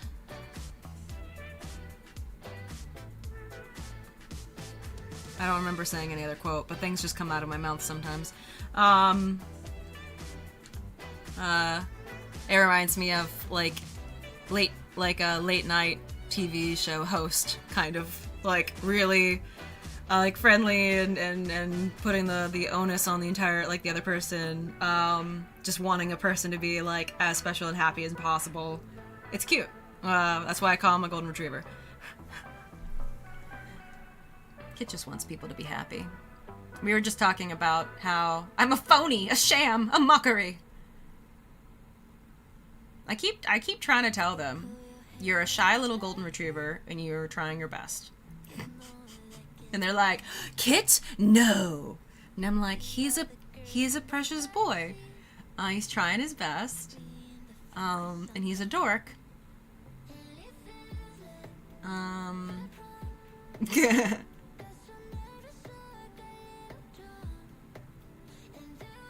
Yeah, basically like intentional elevated expression and infectiousness. Oh, I like this song. I feel like I've heard it before. I definitely heard it while we were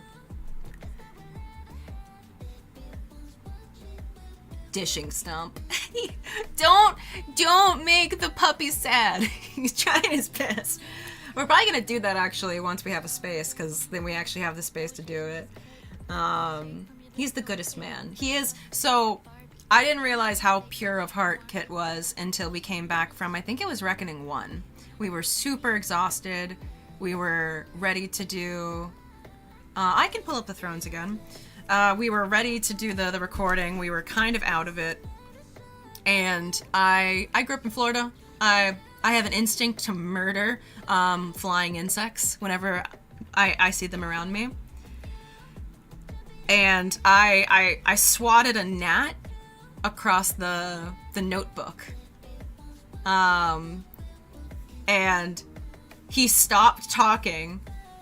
And he was too tired. This is like just his immediate reaction. He stopped talking and went, Oh no. Just because I had killed a gnat, and it was like the most gut-wrenching immediate reaction. Like, I've never seen him kill a bug. He always goes out of his way to try to save them as best as he can. He's the most pure of heart man I've ever met. And as the resident Floridian who has relationships with flying insects, I am less kind. He's taught me to be more kind, though, definitely. He's taught me to appreciate spiders more. I was never afraid of them, but, like, he do kill puppies, though, with his bad French.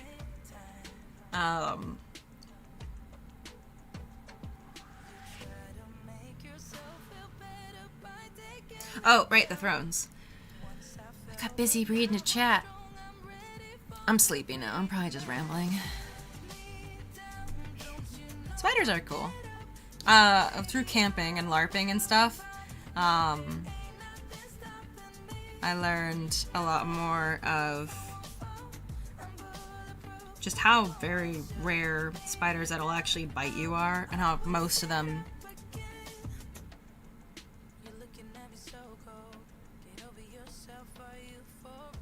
I don't know. Her body language and eye direction is recollecting, not fabricating. I think she's telling the truth. I still hold a quiet remembrance of that bug, you monster. Are you talking about me telling the truth for, like, Kit being a good person? Or Kit killing puppies? Team Maddie, team bug killer. Oh, I have to restart this. I will just restart it this way. And then I'm gonna go to sleep. Because I'm a sleepy, sleepy, sleepy person. I let you guys put me in the psychology chat. I shouldn't have done that. I should have gone to sleep. I should have done the sleep.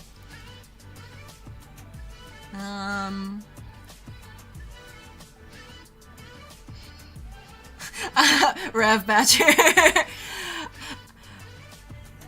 I feel like everyone goes through that phase until they get out into the world. It's like, I was so deep and the world didn't understand me. That's very much the phase of just has, like, then you get out into the world and you realize, I think it's also an ego hit, like, you realize the world is, like, why isn't it showing? Do I have to activate it?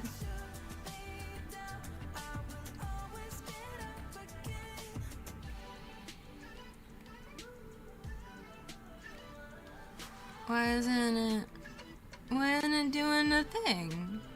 Tell it to do the thing. I just want to show people my pretty thing. Why no do thing? I'm losing my ability to, like, word. I will just make a new thing. Can't tell me what to do. I will make... Oh! There we go. Ta-da! Thrones.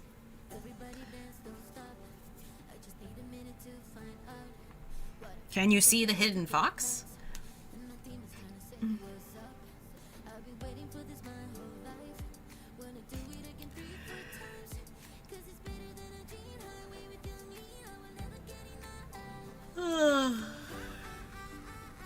I'm real bad at running streams long once I get into a thing.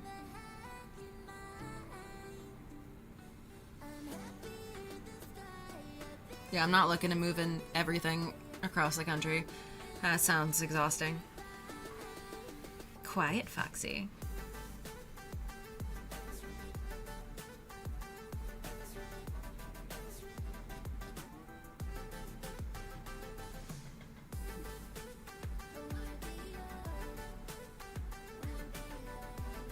Just vibing, man. Just vibing.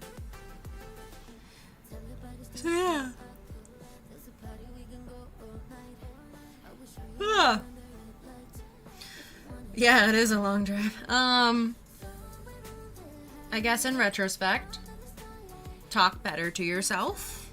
Don't let other people be shitty to you. If they're, what was his name? Onion guy? Gus? If they're a Gus, yeet 'em. Yeet 'em like a bad onion.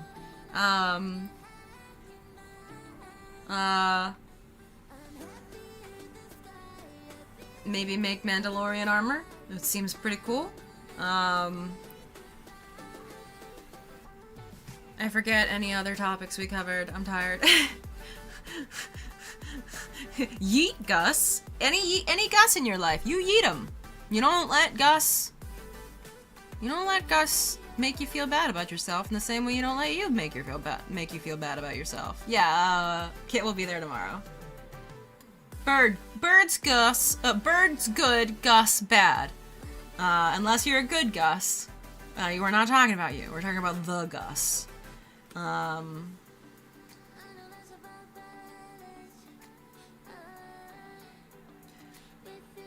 Okay, guys. I'm gonna do the sleep. Night cat, guys. The Gus. Unless you're a bird named Gus. And then it's like, oh, birds are dinosaurs, but dinosaurs aren't birds. If you're a bird, you're just good in general. That's just a rule of the world. The only...